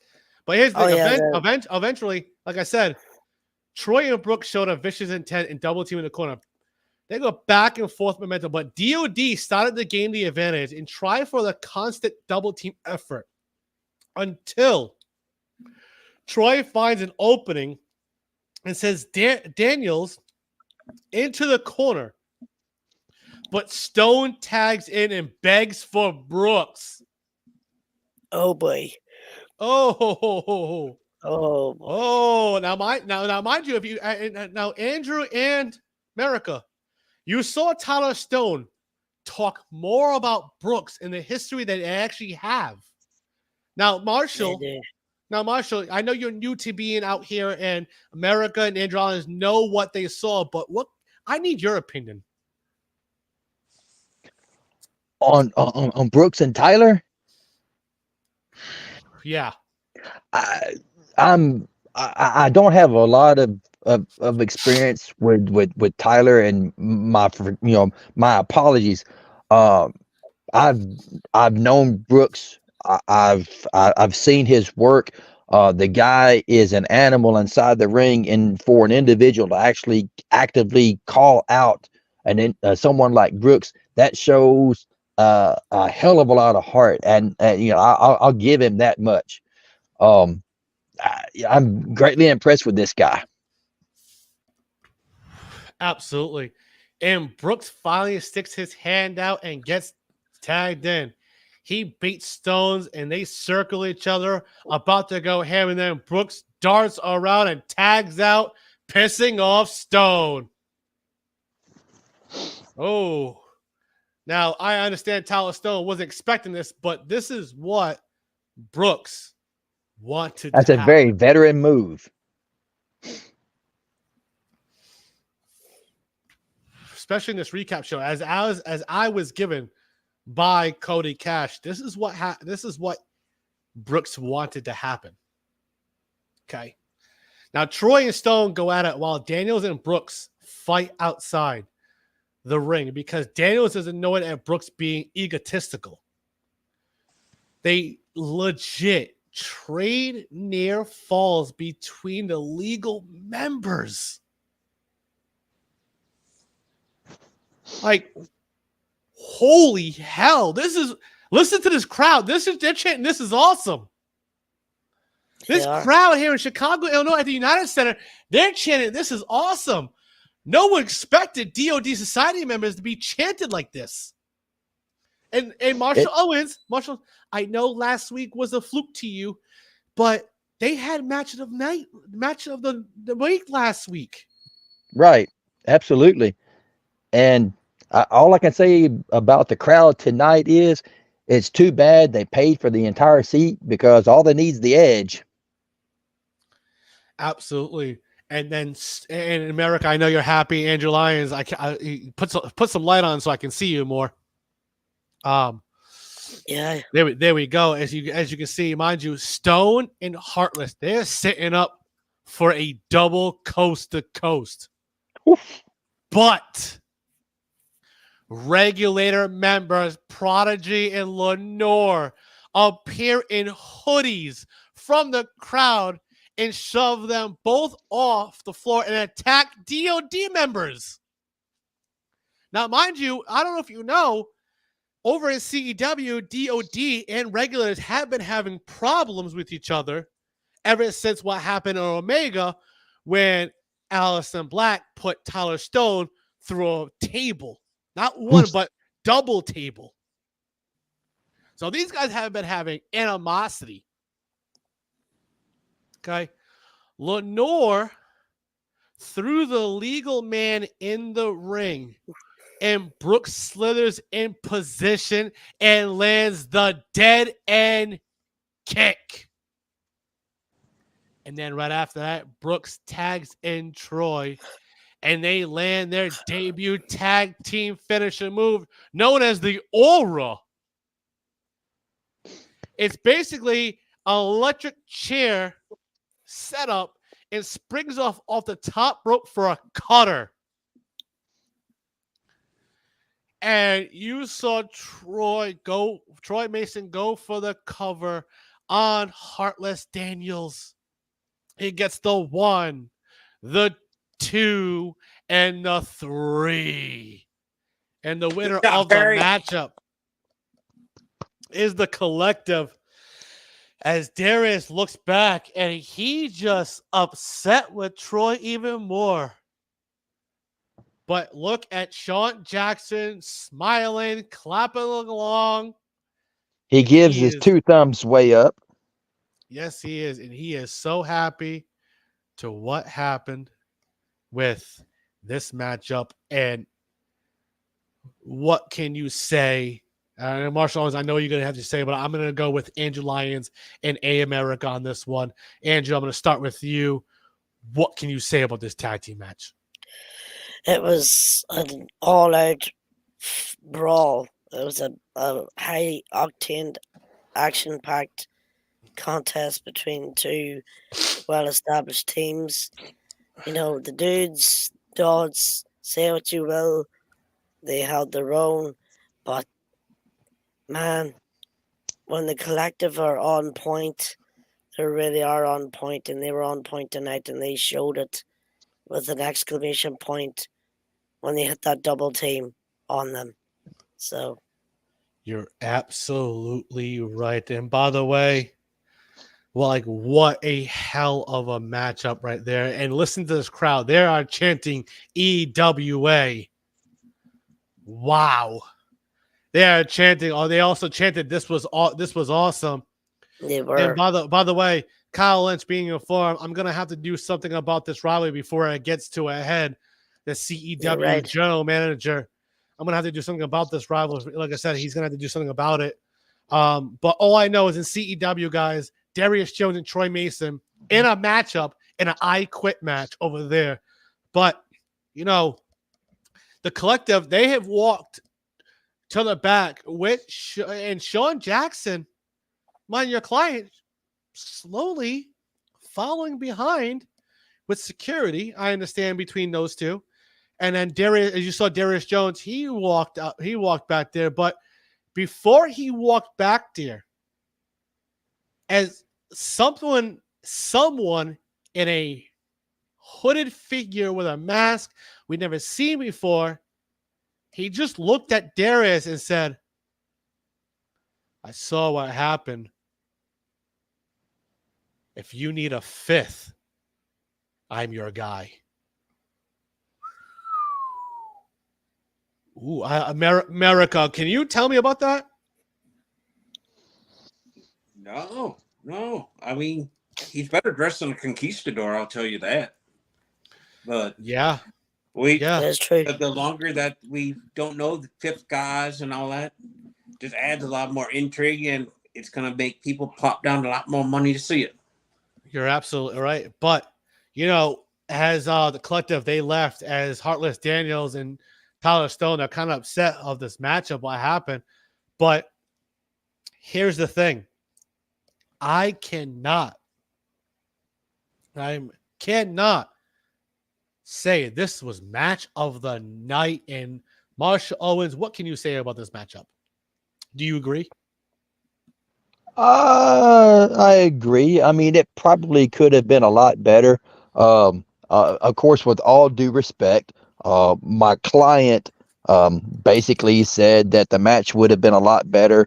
But Heartless Daniels was in a natural position on his back, and that he was obviously the weak link of the team. Obviously it was, but here's the thing. This is what happened. As you know, Heartless Daniels was going backstage while he was walking towards the locker room. Okay. Sean Jackson hit a steel chair in the back of Heartless Daniels and said, I heard what you said. That title comes to me. And you just saw him drop the chair, walked off with a smile, and grabbed his title, raised it in the air, and then threw it at him and just walked away. Like I tried to explain to him, a fool and his money are soon parted. And in Heartless Daniels' case, a fool and his championship are soon parted. Absolutely. Andrew Lyons, what can you take about this? Andrew Lyons, are you there? Hello? I am. Wake up. Sit up. Sit up. Sit up. You're falling asleep here. I mean, mentioning Crew Daniels makes you go to sleep. Andrew Lyons, wake the hell up.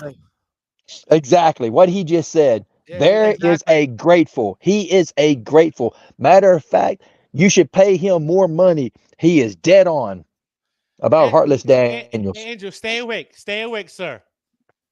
I'll try.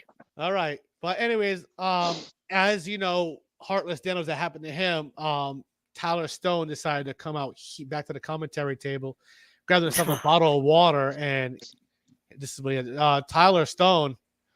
Hell of a match though, but he didn't get the victory. So how you feeling?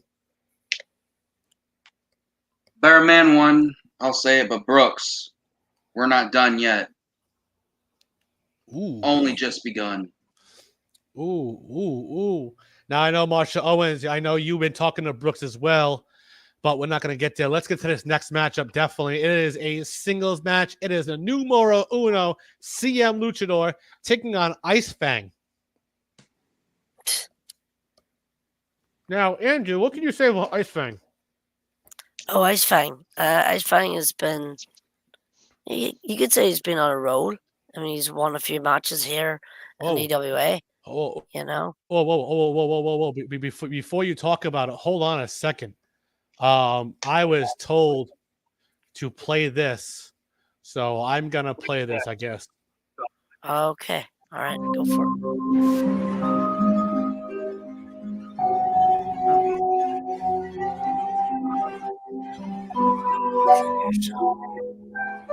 Look within yourself.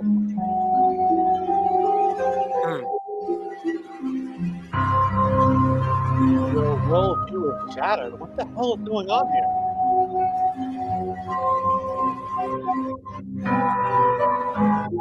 Open your eyes. Open your eyes.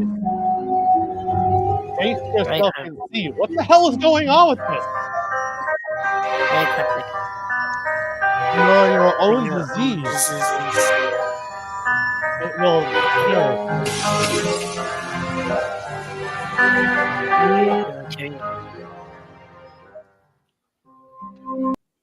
Whoa. Oof. Whoa. Okay.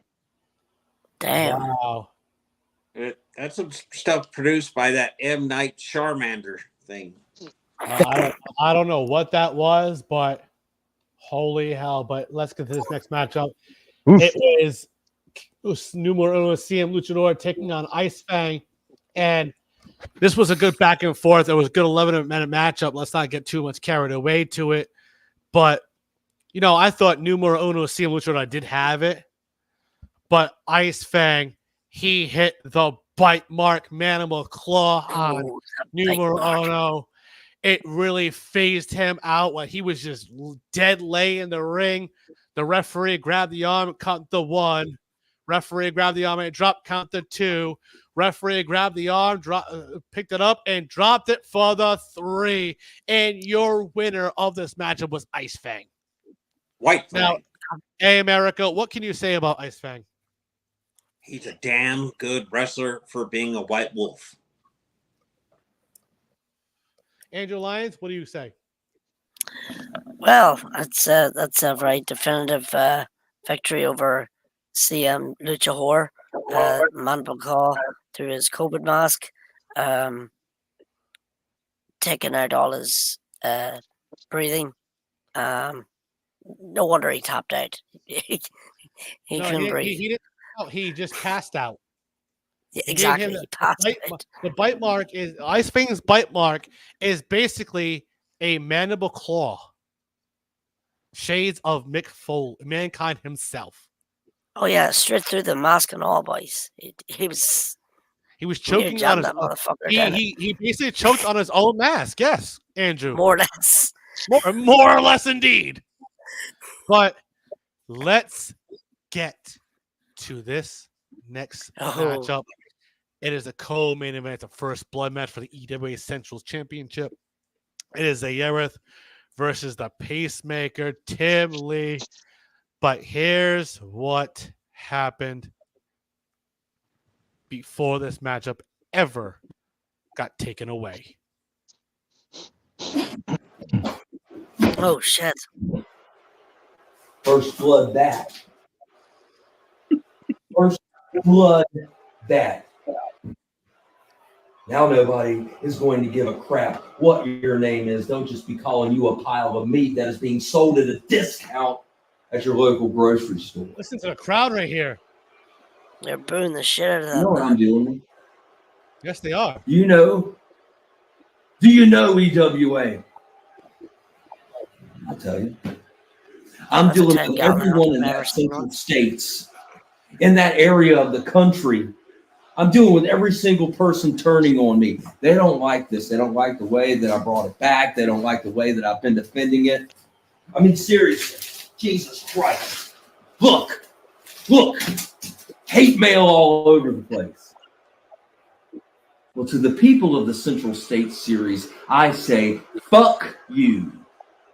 And the EWA not backing me up, I say, fuck you too. And fuck this piece of shit. Whoa. I'm still the Central States champion. This motherfucker ain't going to make it to the ring now. Wow. And it's all because of every ungrateful son of a bitch who's ever just blown me off and not supported me throughout this. So fine. There's your contender. Your match isn't happening. You better ring somebody up to rally the fucking troops, EWA. Because I swear to God, I will piss in all your mouths while I hold this right in front of your fucking faces. Pacemaker out. What the hell? God damn. I mean, That's a different kind of mellow yellow. as you can see, this match never took place. I mean, Zayerith got busted open backstage, by the way. As you can, mind you, you can see security and the EMTs running over there trying to separate these two. Oh, yeah, it's absolute bad in And, there. and obviously, you heard the crowd that called him an asshole tonight. Now, I'm going to start with They you, are. Marshall Owen. He used the word ungrateful.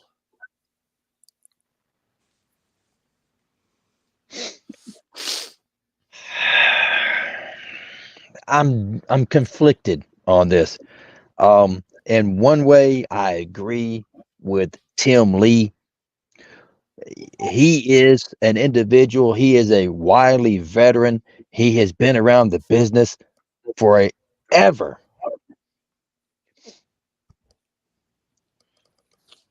He had me on his side until he said ungrateful, because I already know what's going to happen. I already know that Sean Jackson is going to have something to say about that, because ungrateful is his word. He tolerates me using it. As far as Tim Lee, But I'll have to see. I'll have to see how this is going to affect him, because I'll be the first to say that Sean Jackson has a lot of respect for Tim Lee. So maybe, just maybe, if Tim comes out and apologizes for saying ungratefuls, then maybe things will be smoothed over. maybe even now, Andrew Lyons, what can you take away on what just happened? Man, this was actually my second match I would have chosen for match of the night. But like, man, Zareth must have really ticked off Tim Lee, because this was a vicious attack by him. I mean, it didn't even start. Absolutely. America, you had something to say? He took the eye off the ball. He left his back open. You never turn your back on anyone. You're absolutely right. He gave him that chance. America, I don't mean to interrupt you, but we need to get cameras backstage. We need security back there. That is Ed Coop and Nick Knox brawling backstage. What the hell? They are brawling backstage, guys. We need you can see security is getting involved in the middle of that. Oh my God. They are not done with each other. I guess tonight was open fight night.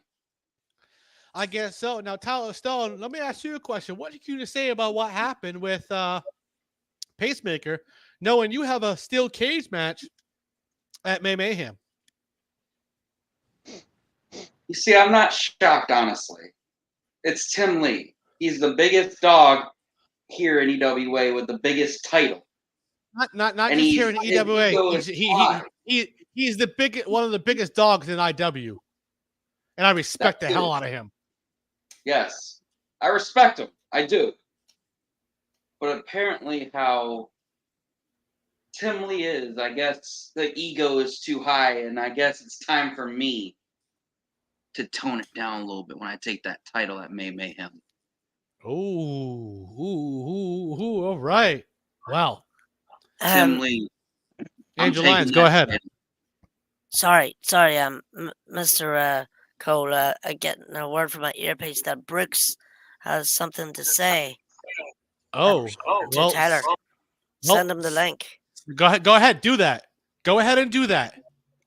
But let's get to before we get to this main event, let's get to our commercials for tonight. We are sponsored by Newport. Newport cigarettes, obviously also sponsored by Samsung. Mr. Cole. Before we do that, we're also sponsored by Budweiser. That's Pabst Blue Ribbon. Pabst Blue Ribbon. Obviously, America has a new hat that he wants to show for tonight. And if he wants to put that on, go ahead. Yes, absolutely. Pabst Blue Ribbon. And Marshall Owens, go ahead. We all made a mistake. And my client, Sean Jackson, advised me that we misunderstood. We mistook what Tim Lee actually said. Tim Lee didn't say ungratefuls. He said ungratefuls with a C. Oh, ungrateful. So ungratefuls. So he never used the word ungrateful because he would never show that level of disrespect to my client. So basically what Tim Lee said was ungratefuls with a C. I think that might be some Mediterranean word or something like that, because he is an educated man. So I think it was ungratefuls that he was referring to when he was talking about just trying to clear that up. Right. Like maybe pig Latin or something like that. Maybe that's something that that Scabs can further elaborate on. Absolutely. Just clearing it up. We definitely could, but before we get to the main event, we're waiting for Brooks because he wants something to say. He has something to say. I sent that link to him. Definitely. Now, before we get to the main event, let's let's talk about. Let's go over a recap on what happened with here tonight. While we wait, in the opening matchup, we had Orlando Simpson. Lando Simpson win his matchup. We had match number 2, Zach Sanity. Match number 3, Gaz Smith. Match number 4, Jack Saban. Match number 5 was Dante Hardcore. Match number 6, you saw what happened. Match number 7, Darius Jones and Knox became victory. Match number 8, Sean Jackson, the mental rapist, on a one-sided victory. Match number 9, the collective, with everything that happened, they won the match. Ice Fang at match number 10, and obviously we saw that in the Coleman event before it happened. We saw what happened backstage, but here he is. He's got something to say, and obviously, he's got something in hand. Oh boy, ladies and gentlemen, the Hazard Kurt Brooks. Oh dear. Brooks, you have something to say. I do. Go ahead. The floor is yours. I heard what you said, Tyler, that we're not done yet. Come on. You sound just like Reagan. You sound as desperate as you look. But guess what? I never had anything to do with you. You wanted this. So guess what? We are done. Because until you finally get your head out of your ass, until you finally do something that's worth my attention, you will no longer be able to be in the ring with me. Do you understand? And if you ever come across me, there is nothing that Derek Cole can do. There's nothing that Marshall Owens can do. There's nothing that Cody Cash can do. Andrew Lyons. Whoa. Hold up. What? What do you want? Huh? You want to say you hold up. Why the hell backstage were you and Troy both taunting Darius and Knox? Let me ask you that one. Because it seems as if there's some tag team action necessary. And I think me and Troy would run circles around. Whoa. Okay. Now I'm gonna give it up to Marshall Owens. What can you say about this?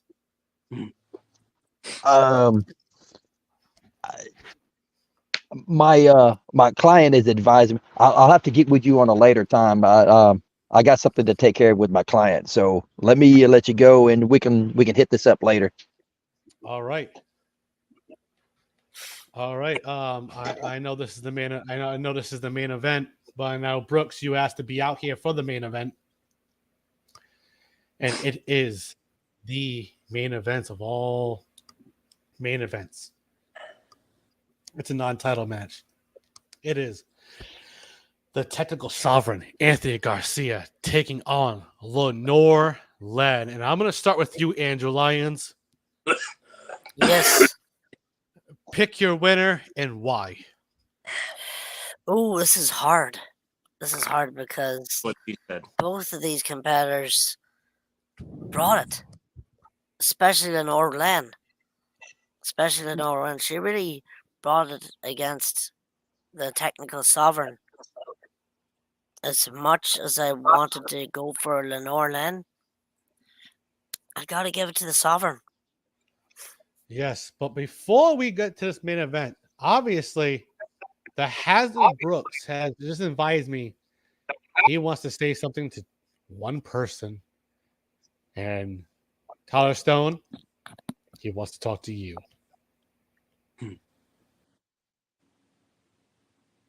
Like I said, you have nothing to prove to me. You've lost twice. What's another? Huh? You really think you're going to play this game with me and expect to win? Because you're not. You've already failed enough times. So, if you really want me that bad, I have a challenge. I need you from now on to treat every opponent you have as if you were me. I want blood everywhere. I want bodies taken away. I want you to prove to me you're worth it. Because otherwise, you can stay in CEW like the trash you are. Funny you say that, Brooks. Aren't you United States champion over there? Or didn't we give you that title? Didn't we give you something? You didn't give me anything. I got it myself. I won it fair and square. Because the original You're champion not wrong. couldn't cut it. But here's the AJ thing. Storm literally was hanging his face by a thread and had to almost hold it still, and he couldn't hold on to that title at the same time. So I took it from him, just like I can take anything from anybody.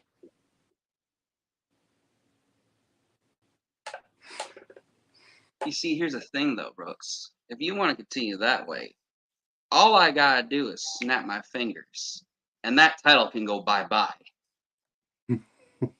So we can play these rounds if you want, my old friend. We can play these rounds.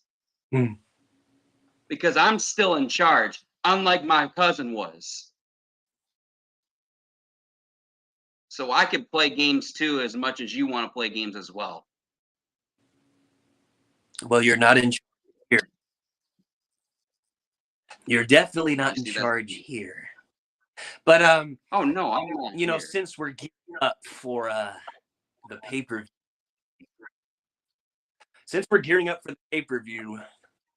might I ask our esteemed owner for a request?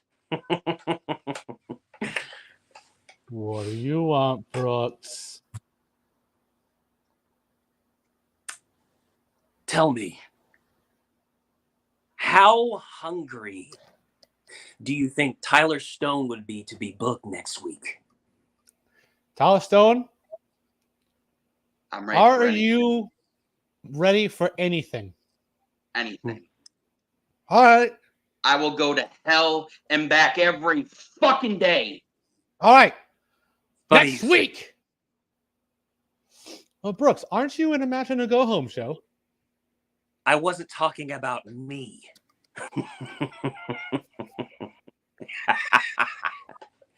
Oh, so Tyler Stone, he's basically saying he wants to put you in a match to see if you're ready for him.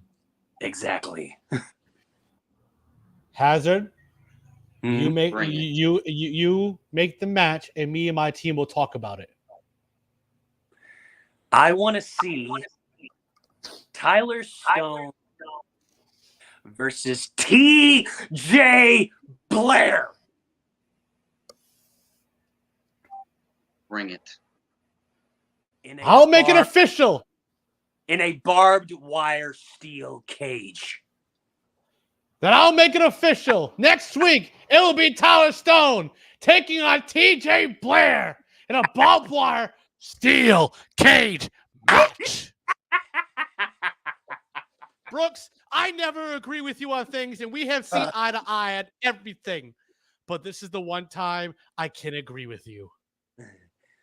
So next week, Tyler Stone, you taking on TJ Blair, barbed wire steel cage match.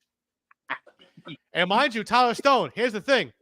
This is the match before your steel cage match against pacemaker Tim Lee. Someone Brooks knows very well that's part of the LOD. And just so we're clear, I know that there likes to be a lot of, well, if this happens, then these people can't show up. Well, since this is my match that obviously has been greenlit, if any of DOD show up, they're mine.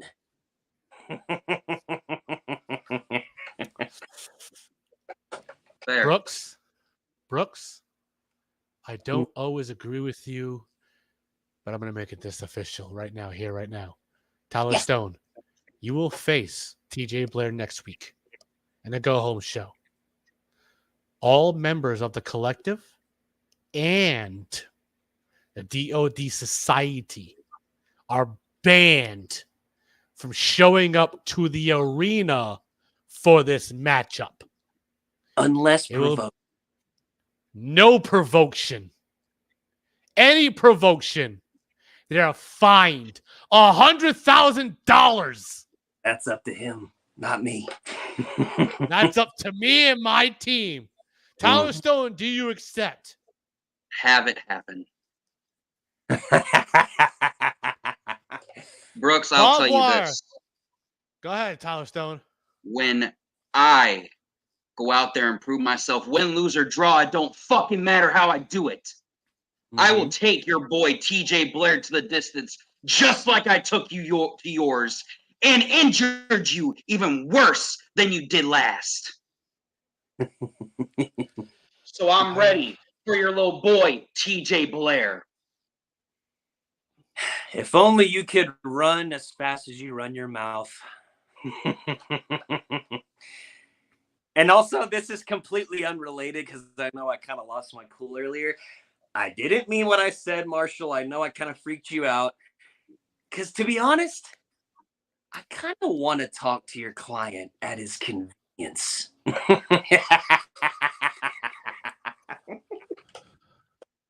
Keep laughing. Keep laughing. Use the sledgehammer. Use the sledgehammer to make yourself leave. On the camera. Use the sledgehammer on the camera. On the camera. I got one more thing to say to you. I need to really do me one favor. Sleep with one eye open. What the hell? Tyler Stone. Hold on. Let me bring America and my GM, Andrew Lyons. Before you say anything, that was sick. Andrew, America, what the hell? You really had to push him? Really? Stone, you had to push him? He's fucking insane. Well, but it is official for next week. It will be Tyler I'm, Stone in that matchup. I'm gonna have that in my office, aren't I? We're gonna have to talk in the office later on. Yeah. But let's get to the main event. The main event. It is a technical sovereign who's already in the ring, ready to go, taking on Lenore Len. Now, Andrew, what happened with Lenore Len over in Omega? She got beaten, didn't she? That she did. She did get beaten by Carl Coles. Carl Coles attacked her. That Disaster. that he did, and now, mind you, With the nickels. with the nickels. Now, what can you tell people about what happened with Lenore Len being attacked with those nickels? It was savage. It was savage. Can you He explain just- to the EWA universe what happened? It was a pick your poison match. And Lenore Len was chosen. It was a nickels. I don't think it was a nickels and a pole match, but it was a. But Lenore Len actually had the upper hand, and whatever happened, Lenore Len took the eye off the ball for a moment, and fucking Carl Coles hit her with the nickels from underneath the ring, savagely beating her. Not only that, he threatened an Asian baby as well. Wow. That was the distraction. He was gonna hurt an Asian baby. The referee was trying to sort that out, and he hit her with the nickels. The nickels. Now, Disgusting. do you think this will? Now, America? Let me ask you a question. Do you think what happened to Omega will affect her in this matchup? No. It'd been a long time. She recovered, and I'm sure she's expecting anything. And I mean anything, including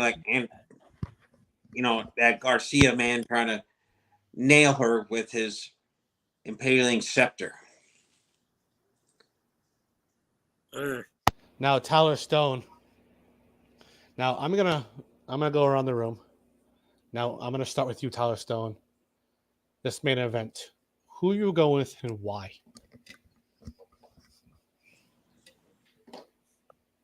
You see, Lenore has a receipt that's coming for ruining our match. I might just get up from this table, go up there, and distract the ref while Garcia does something devious, so she can lose by. No.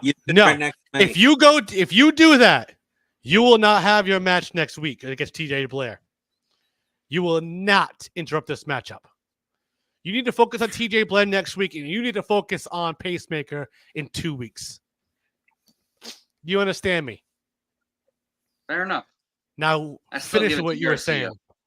Garcia. America? Garcia. To you. Lenore, you're lucky I couldn't do shit, though. You have a receipt coming. On anything? What you really made an impact? But needless to say, I think Lenore Len might dodge that little wee scepter, Mr. Garcia. So who you going with in this matchup? Lenore Len, who can go against a rival? Oh. So you're going with Garcia. Now, Andrew Lyons, I leave the last question to you.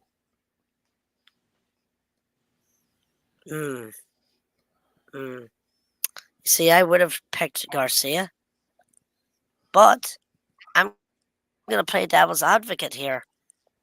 I'm going to actually go for the Raven Queen herself, Lenore Len, because I feel that she has a bit of retribution of her own to dish out. You know? Karma's a bitch. You know wrong. You're not wrong. That Karma is a bitch, absolutely. But we will get to this matchup right here. It is the main event, non-title match. It is Anthony Garcia taking on Lenore Lanning, guys.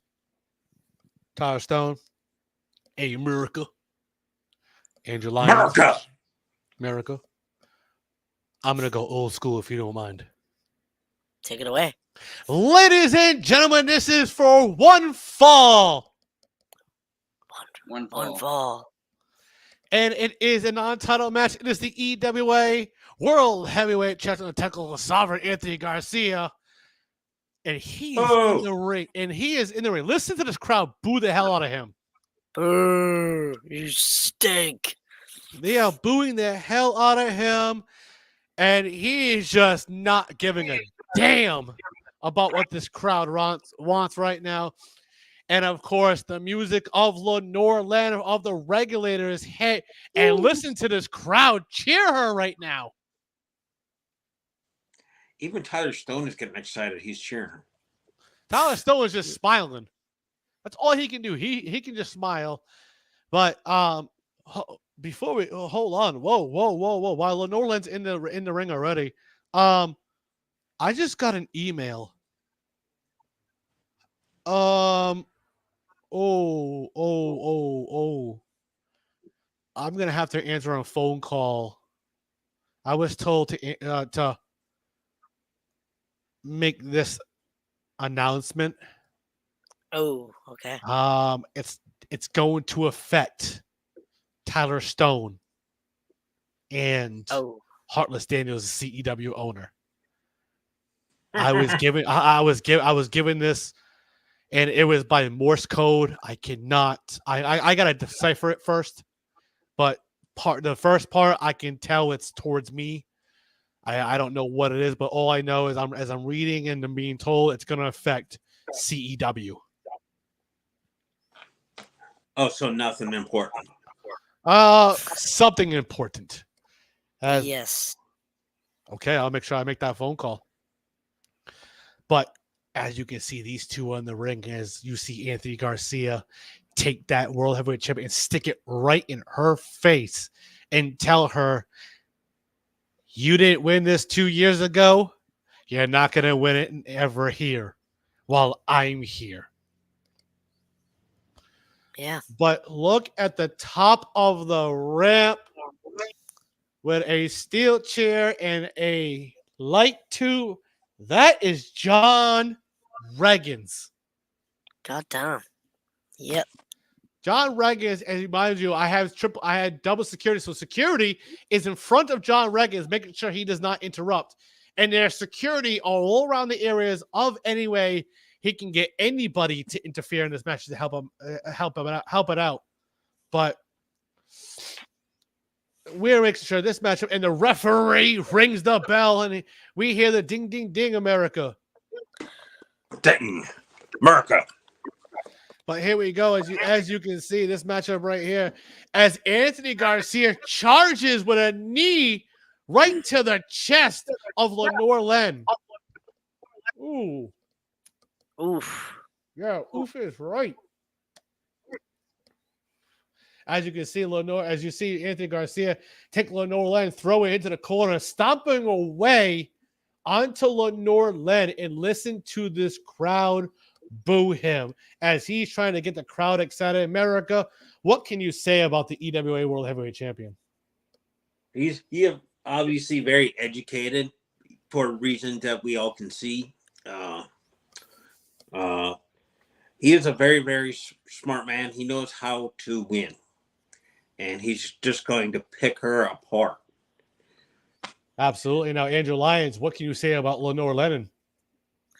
Well, Lenore Lanning, we all know she is a very hardy woman. And she's been through a lot of extreme matches in her time. So this is no problem for Lenore Lanning. She could take this in her stride. You're absolutely right. She could take it in a stride. You're not wrong there. But and before we continue this matchup right here, Andrew Lyons, take it away with a commercial break. Yes, absolutely. We are brought to you by our sponsor, Lions Tea. We have just launched our new green tea branch of all different flavors, like Earl Grey and peppermint and spearmint and all sorts of stuff for all you hipsters and vegans out there who like a bit of cha for your brew. Get your Monday mornings roaring, sir. Absolutely. And the hat, America, the hat that you have, not what you're wearing, but the hat you did wear, was also sponsored by Pabst Blue Ribbon. Yes, the champagne. No, Champagne of America, for right? For your nickel. Absolutely. For your nickel, indeed. And we're also sponsored by CEW. CEW co-owner Tyler Stone, who is here tonight sponsoring for IW itself, like we are here in EWA and Tyler Stone. You can definitely contest of what happened the last 2 weeks. We are definitely here for IW and IW only. Yes, sir. And you know for a fact we're here for David Jones himself, the IW owner. I thought he was a quarterback.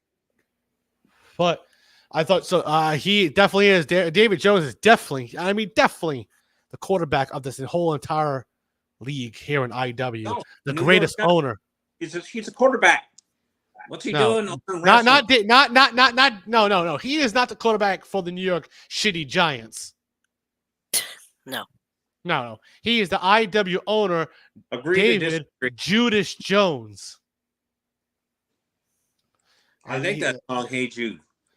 And you know he is backstage making sure everything works here tonight. He is the one who's giving me every direction in my earpiece to let everybody know what's going on. But let's get back from commercial break. Here we go. And as you see, Anthony Garcia still has the advantage on Lenore Len. As he went for a nasty clothesline, Lenore Len ducked under, she bounced off the rope and hits a backwards chest piece to Anthony Garcia. Ooh. It was like a flip over, when Kevin Owens runs into the ropes and he does that flip over. But she did that right to Anthony Garcia in the middle of the ring, guys. And it knocked out Anthony Garcia to the outside. As Lenore Len gets up in the middle of the ring, she's hyping up the crowd as the crowd is going, oh, she runs off the ropes and hits a suicide dive onto Anthony Garcia, catching him for a tornado spike DDT. God dang is right, Andrew. Lenore Len really trying to prove that she belongs in the main event material. Absolutely. She's going all out, so she is. Going all out. Absolutely. As you see Lenore Len, she grabs Anthony Garcia. She throws him back into the ring. She goes to the top rope and hits a top rope leg drop to Anthony Garcia. Goes for the cover. One. But no, Anthony Garcia at 1.5. America, what can you say about Anthony Garcia kicking out at 1.5? That's just showing that she can't hit him hard enough to keep him down. That's a mind game. That is a mind game indeed. You're not wrong there. I can't even argue what you just said. America. Yeah, I know you represent America. How much you love America. Absolutely. But can you believe this matchup right here when it comes to Lenore Len? She grabs Anthony Garcia. She's pulling him over to the the post, and she grabs and pulls him nuts first. As the referee tells her, "Do that again, I'll disqualify you." Starts the count 1, 2, 3, 4, and she rolls in the ring, breaks up the count of 5, and rolls back out. As she grabs the legs of Anthony Garcia, and he pulls her back face first into that post. As Anthony Garcia tells the referee, start the count. As the referee, as at the count of 3, tells Lenore, get in the ring for 5. As at the count of 6, Lenora gets back in the ring. As you see, Anthony Technical Sovereign goes on the attack of Lenore Lynn. It has her in a side arm lock. And trying to make sure Lenore Lynn taps out. But as Lenore is picking herself back up, they bounce off the ropes. She throws him off him. He bounces. Anthony Garcia bounces, hits a shoulder tackle right on to Lenore Lynn. Goes for the cover. 1. No, 1.5. Mind game. Tyler Stone, Tyler Stone, I understand you're trying to do CEW business, but get off your phone for a minute for CEW business and let's talk. What can you say about Lenore Lynn right now? She's actually impressing me. Shocker. I mean, she definitely. That's why I'm dealing with it with CW business. I understand you're not too happy. Because I really don't give a shit about her. I understand that because you're not too happy with her because she put you through a table. That was funny. We should show it again. I mean, as you know what. Production crew backstage, as you can see in the Titantron, it wasn't Lenore Lynn, that was Allison Black who threw you through the tables, as we can see. And Lenore, of course, was laughing about it. Of course, and that's a distraction. So Anthony better do something to distract him. You're absolutely right. But as you see, Anthony Garcia goes to attack her behind the leg, but Lenore jumps over and grabs and hits a backwards neck breaker. She goes for the cover. 1, no, 1.5 by Anthony Garcia. As you see, she looks at the referee and goes, "Come on, ref, that should have been 3. That should have been almost 3. Let's go." As Anthony Garcia sees what the direction, and he goes out the ring. As Anthony Garcia, God bless you. God bless you, America. God bless America. God bless America indeed. As you see Anthony Garcia catching wind, trying to catch a breath. As you see Lenore Lynn roll to the outside to chase him. As he gets she chases him back in the ring. But Anthony Garcia hits an elbow drop to the back of the head of Lenore Lynn. What a smart maneuver. Angel Lyons, that was smart. You can't say that was not wrong by Anthony Garcia. You see, there you go. That's showing off that technical ability of Anthony Garcia. He's been doing this for quite a while. He knows the ring inside and out, and that just shows it there now with that counter. You're absolutely right. As you saw Anthony Garcia grab the legs and go for a Boston Crab. Ooh. On to Lenore, and the referees ask her if she wants to tap. She is trying to crawl to those ropes, but Anthony Garcia, being that technical sovereign, does a bridge and grabs the neck of Lenore Lynn. As she is trying to crawl to the rope, but she can't.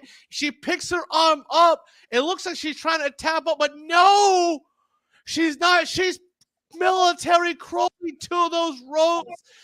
She's going to grab the bottom rope, but technical sovereign Anthony Garcia pulls her back into the middle of the ring and puts that Boston Crab back on her.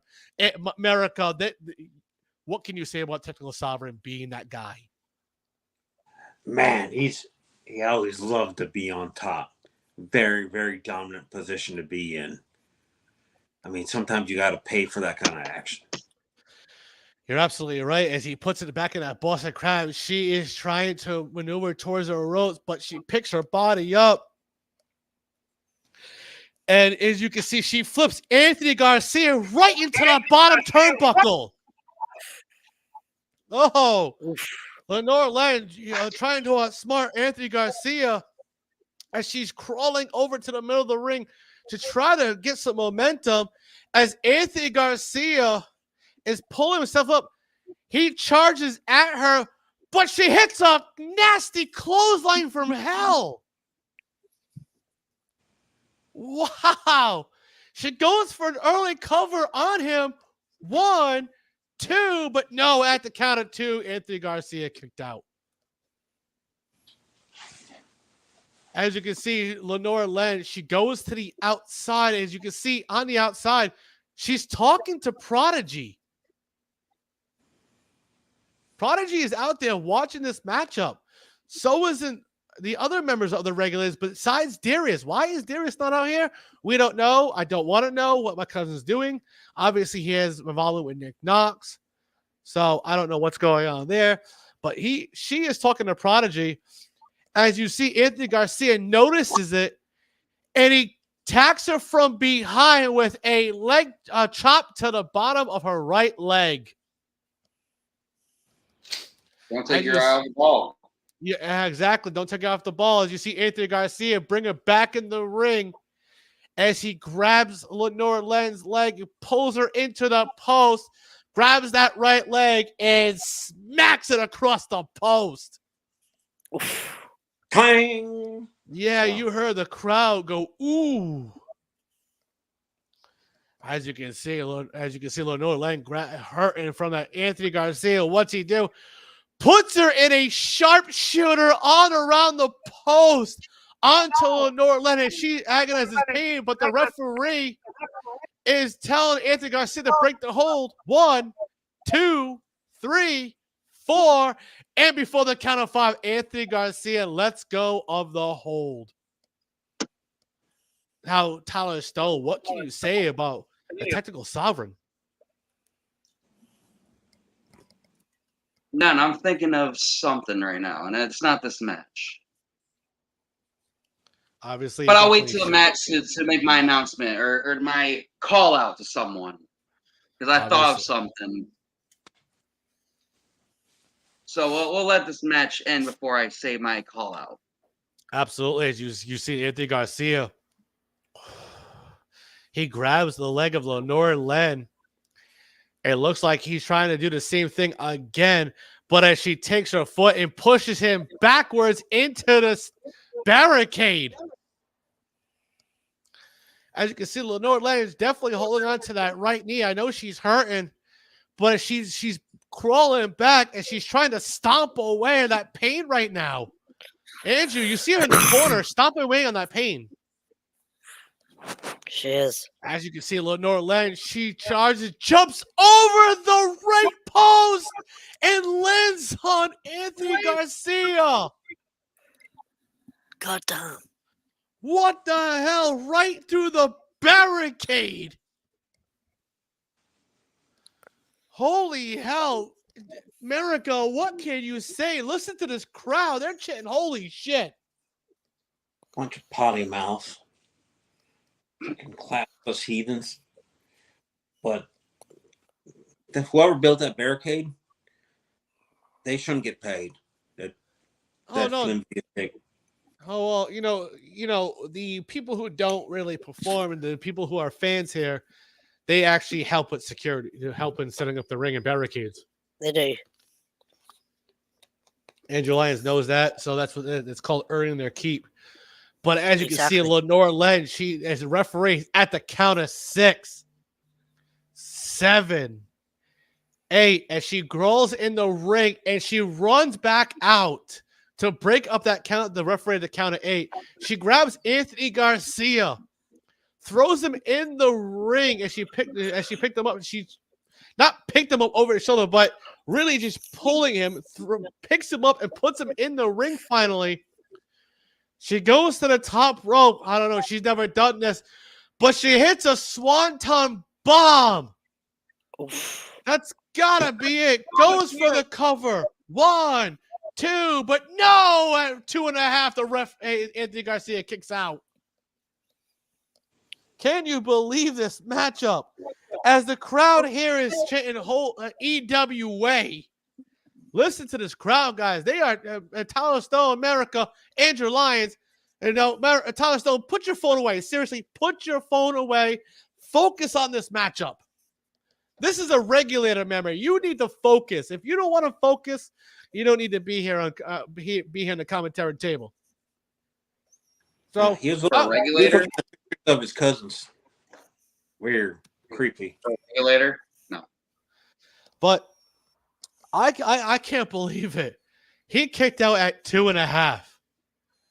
As Lenore Len just looked at Prodigy, and he gave her the thumbs up as she hits Prodigy's finisher on Anthony Garcia, goes for the cover.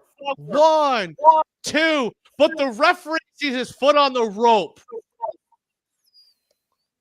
Wow. As Anthony Garcia being that technical sovereign that he is. As you can see, Lenore Len, she's setting up. She's ready for that finisher. Angel Lyons, what's that finisher called? She's setting up for the Nevermore. The Nevermore kick. She's setting up for a Nevermore kick, and she delivers and it hits it. Goes for that cover. She's got it. 1, 2. No! No! No! Anthony Garcia, 2 3/4. Kicked out of the Nevermore. Angel Lyons, I don't know why you're yelling. This match is intense. Oh no, I was breathing or something. America, what can you say about this matchup?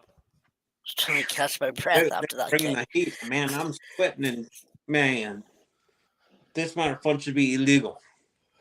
As you can see, Lenore Len telling the referee that should have been 3 as the technical sovereign has moved to the outside out of the ring to catch some breath as she goes to grab Lenore Len goes to grab Anthony Garcia.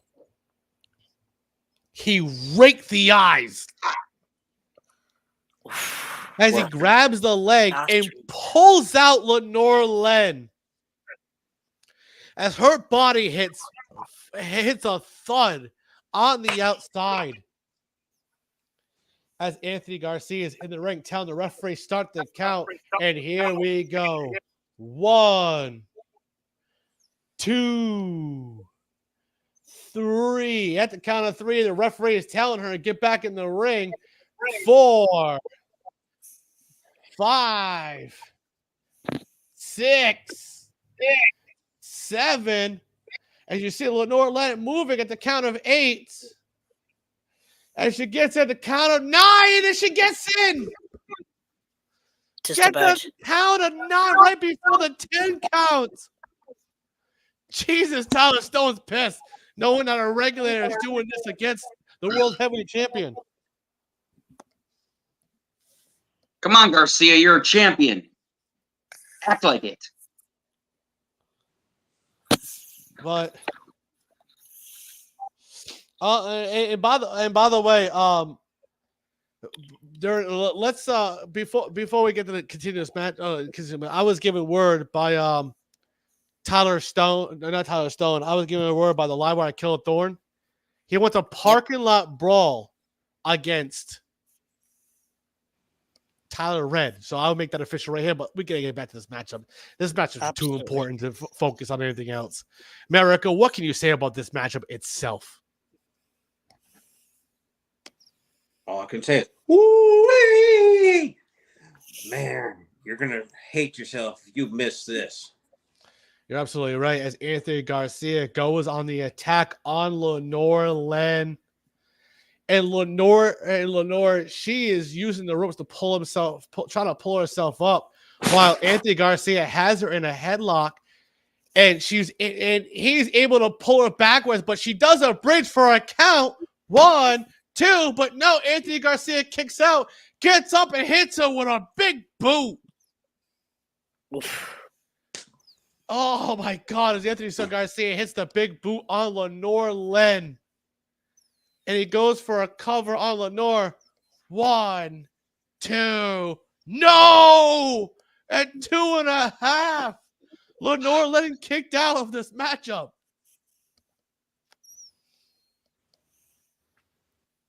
Now, Tyler Stone, I understand the CEW business. You got problems with the regulators over in the CEW and Omega, but I understand you're more focused on Pacemaker, but I understand this matchup. What can you say about this matchup right here? It's been good. Lenore presses me a lot more and gives me respect for her, but I still hate her. I obviously So shows. come on, Garcia, get this shit. Get the job done. Obviously shows, but Garcia, he's ready to set up. What is that finisher, Andrew, that he has? That impaling scepter, that fucking rolling forearm. He goes to set up and tries to hit it, but Lenore ducks under it. She hits a super kick. Damn. She sets up. She hits the Nevermore one more time. Goes for the cover. 1, 2. No, he kicked out at 2 3/4. Jesus. Damn. Jesus Christ. I can't believe it. Anthony Garcia kicked out of the Nevermore. I can't believe it. As you can see, John Reggins, he is pissed. He's trying to move away from the security, trying to get through them guys. As you see Anthony Garcia tell him, "Come on! I know you're my number 1 contender. Come on!" So, as you can see, he's trying, but security is really making sure that he does not get through. Let him through already. As he doesn't see, Lenore Lennon hits a roll up, a schoolboy, 1, 2, but Anthony Garcia kicked out, and he hits his finisher. He hit his finisher, but Lenore Len rolled out of the ring. Lenore did that legendary move, rolled out of the ring before he could get to that pinfall. Smart tactic. Now, Andrew, what can you say about what Lenore just did there? Oh, that was perfect situational awareness from Lenore Wen. She knew that after hitting that finisher, Anthony instinctively was going to go for the pin. So rather let him do that, she buys some time by rolling out of the ring, costing him that pin attempt. You're absolutely right, but you're absolutely right. But as you can see, the referee starts to count 1, 2, 3. Keep going with the count as the referee tells her, "Get back in the ring." Keep going with the count. Keep going with the count. As you can see, at the count of 4, at the count of 5, Lenore Lennon is trying to move at the count of 6. As the referee starts the count, he's at the count of 7, 8, 9, and she gets in there before the count of 10. Jesus. Lenore, listen to this crowd. This crowd is chanting, holy shit. Absolutely. Right. And look, Tyler Stone is not too happy what's going on. As you can see, Lenore Len, she rolls to back to the outsiders. As Anthony Garcia, he is trying to distract the referee. As you see Tyler Stone take Lenore Len and throw it into that ring post. Oh my God, look, Tyler Stone walked away from here and threw it into the ring post as the referee was being distracted. As he comes back here, Tyler, what the hell was that about? The receipt. I told you she had a receipt. Allison Black did it. Now I didn't cost her the match. Allison Black did it to you. She cost my match with Brooks and them. The receipt is returned with the post. I guess so. As you can see, the referee starts the count again. 1, 2, 3. As the referee continues to count, as you see Lenore Len, she looks like she's knocked out. As the referee continues the count, as we're at the count of 5, 6, 7. As Lenore Len is moving, they're at the count of 8, 9, and she gets it in the last minute, last second. Oh my God. I mean, Lenore Len just screams herself back to the outside, though. She's telling him, come on, let's go. Let's go. As Anthony Garcia goes to the outside, she goes back to the inside, runs off the ropes, hits a suicide dive onto Anthony Garcia. Throws him back inside the ring. She gets to the top rope, hits a frog splash onto Anthony Garcia. Goes for the cover. 1, 2, but he kicked out. Jesus Christ. Andrew, what can you say about this matchup? Lenore Len just showing fucking her will to fucking stay alive in this match, despite. And you know what, Christina's right. This match is really so close. It really is. She's not wrong. But, oh my God. Anthony Garcia kicked out of that. As you see her, tell the referee, this should have been that 3. As she doesn't realize Anthony Garcia, he's getting up. She's not paying attention. She's yelling at the referee as he hits. What is that finisher move, Andrew? What is it called? The Impaling Center, that clothesline from hell. Absolutely. Hits the finisher, gets the cover. 1, 2, 3. Oh my God. You happy now? And Anthony Garcia wins this matchup. Wow. As you see the referee hand the belt, even though it's a non-title, hand the belt right to Anthony Garcia as he stands over Lenore Len. And he's looking right at John Reggins and says, see you at Mayhem. There's no way you're taking this title from me. Ladies and gentlemen, I am Derek Cole. That is Andrew Lyons, new acquired signee, A-America, and CEW co-owner, Tyler Stone. Hold on. Oh, whoa. What do you got to say? Hold on.